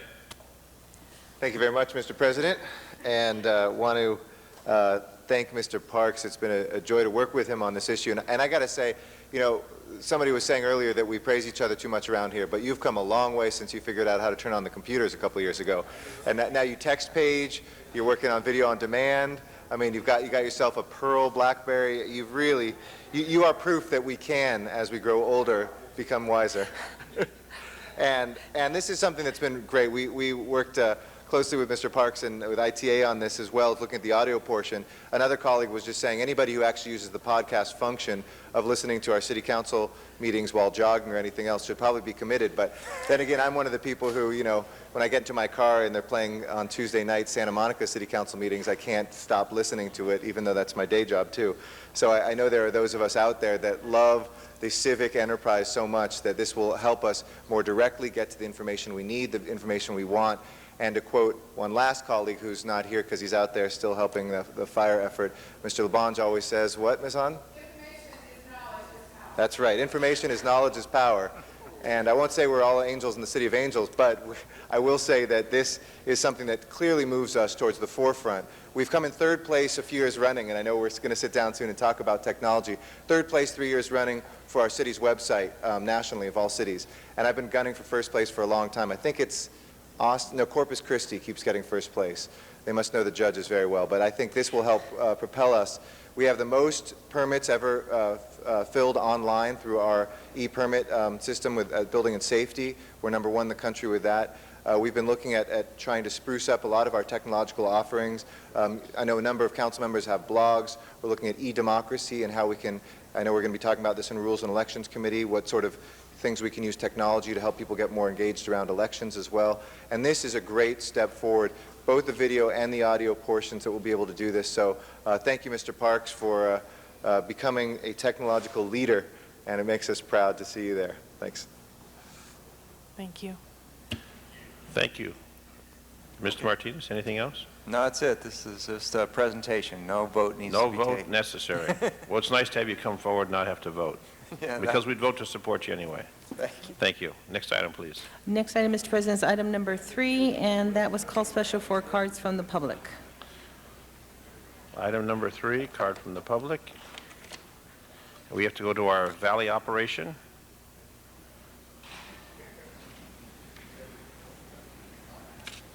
Card from the public from the Valley. Miriam Vogler. There's no one there? They left. All right, so let's take item number 3. Open the roll, close the roll, tabulate the vote. 12 ayes. Thank you. Next item, please. Item number 26, called special for cards from the public. Number 26. Carrie Pavahadi.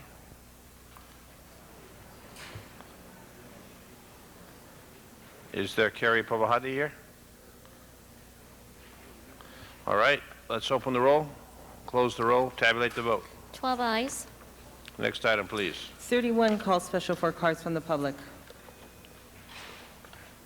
Arnold Sachs. Mr. Sachs is here.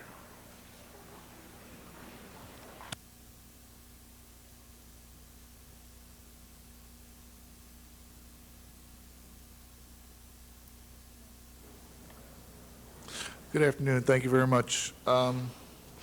Regarding renaming a section of 17th Street to Johnny Cochran Vista, I just have some very deep regards about that. I think if that were to be initiated, then the City Council, in all due fairness, should consider these alternatives or these additions. They should also have incompetent city prosecutors left turn lanes. And since most of Johnny Cochran's fame, in my opinion, this is strictly my opinion, comes from his work that he did on the O.J. Simpson defense case, there should be a, why was O.J. driving around L.A. with a gun to his head, right turn lane? And then there might also be a, how did a private attorney get to leave O.J.'s house carrying a briefcase which contents were not examined, carpool lane? And last but not least, we should also include, if the glove don't fit, you can't convict stop signs. Thank you very much. Thank you, Mr. Stacks. On that item, open the roll, close the roll, tabulate the vote. 12 eyes. Next item, please. Item number 46, call special for cards from the public. That's to our Valley operation, Miriam Vogler. I understand she's not there. We're checking with the Valley City Hall. She's not there. On item 46, open the roll, close the roll, tabulate the vote. 12 eyes. Next item, please. Item 58, call special for cards from the public. That's Mr. Zumadog. Mr. Zumadog is going to pass on 58. Open the roll, close the roll, tabulate the vote. 12 eyes. Sometimes he has to go after me. Next item, please. Item number 66, call special for card from the public. We have two cards, both from Zumadog, on item 66. Ain't gonna pass on 66, y'all, because that's about track maps. And if you want to see what I'm saying, you can go home and podcast it. You can download it. You can stream it. Thank you so much, lacity.org, for putting the Zumadog show a year's worth. Yeah. Now let's talk about the biggest problem I see in the city right now. We got these track maps. I've been telling you about them. They're popping up like psychedelic mushrooms in the 70s, y'all. And the problem with these track maps, there's several things that's supposed to happen. First of all, I wonder if all these track maps that we're going to be voting yes on today went through neighborhood councils. They're supposed to. I hope they have. There's vacancy rates in the city that must be adhered to. I hope everybody checked to see that. I hope the EIR reports were done. And I hope that there's infrastructure around these track maps. Let me see right here what else we got about the track maps, y'all. Item number 66. Try driving down Lincoln Boulevard in Bill Rosenthal's district. That's the effect of too many track maps. It's gridlock on Lincoln Boulevard. You're going to have to change the bus routes. You're putting so many track maps in the city. You drive down Lincoln Boulevard, you have to change the bus routes. The bus can't stay on time, not because the drivers are lazy, because the buses can't even drive. You're going to need to put more buses, or you're going to have to extend the amount of time in between them. Track maps, it's the density thing. SCAG, what are you doing in the city? And city council, by the way, I saw the real SCAG numbers. You're hiding behind that number saying that they're making you build all this housing. Zumadog don't buy it, y'all. My back computer said these numbers don't tabulate, y'all. Anyway, track maps, again, run them through neighborhood councils. You need more infrastructure. You're ignoring vacancy rates. And all these things, y'all, let's see, have they... all the total assessments, plus you file motions for things, and then you just ignore the motions and say, there was a track map approval meeting in Wendy Gruhl's district for Valley Village. She put a motion in to have a traffic impact study, and they said, oh, well, you know, we didn't do the study yet, but it doesn't matter. Traffic's going to get so bad anyway, it's not going to matter, so we're just going to do it. Well, why do a motion for the study if you're not going to listen to it? Time's up. Thank you, Mr. Dog. Next item, please. Council needs to vote on that. Open the roll, close the roll, tabulate the vote. 11 eyes. Next item. Council has motions for posting and referral. Those are posted and referred. There are excuses on the desk. Councilmember Reyes requests to be excused Wednesday, May 30th, and Friday, June 1st, and Tuesday, June 31st.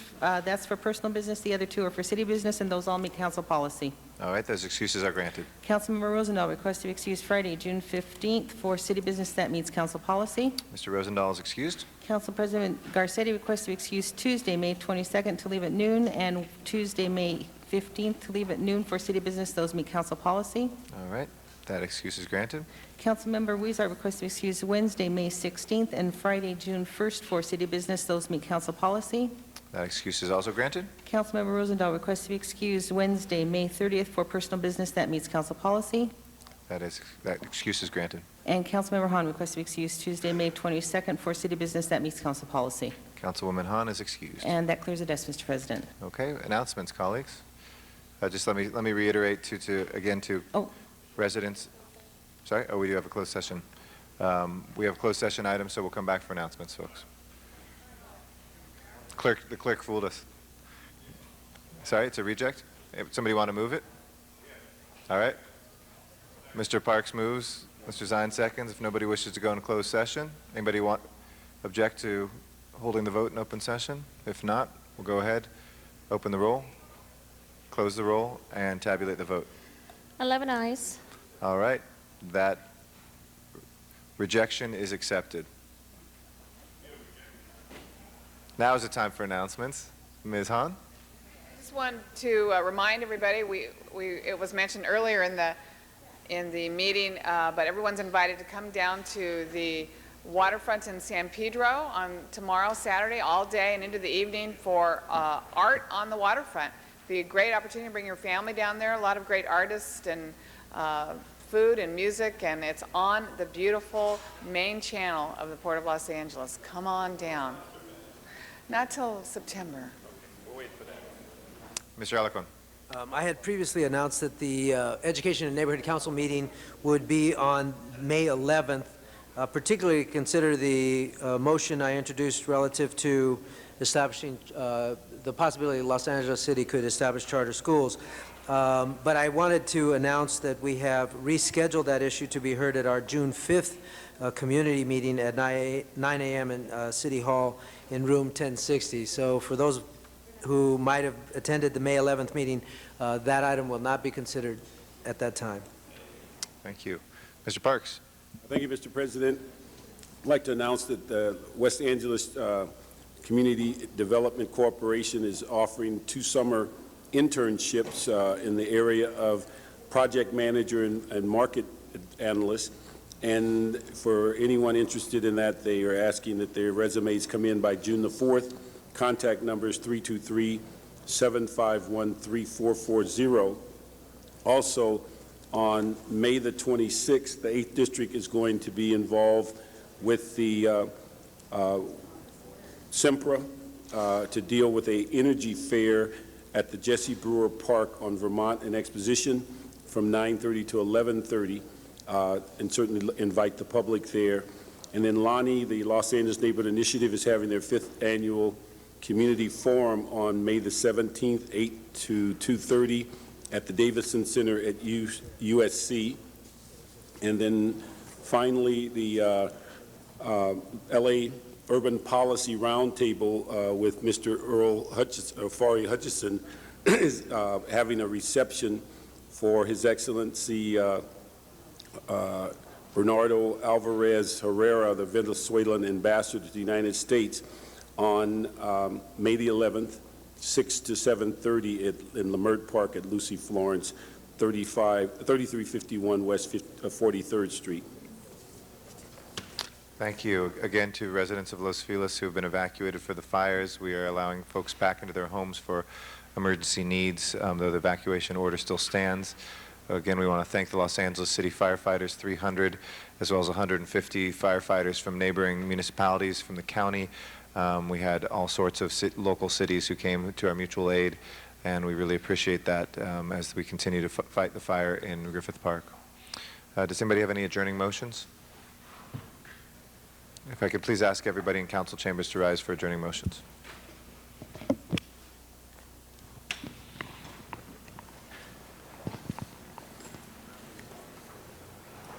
Ms. Han.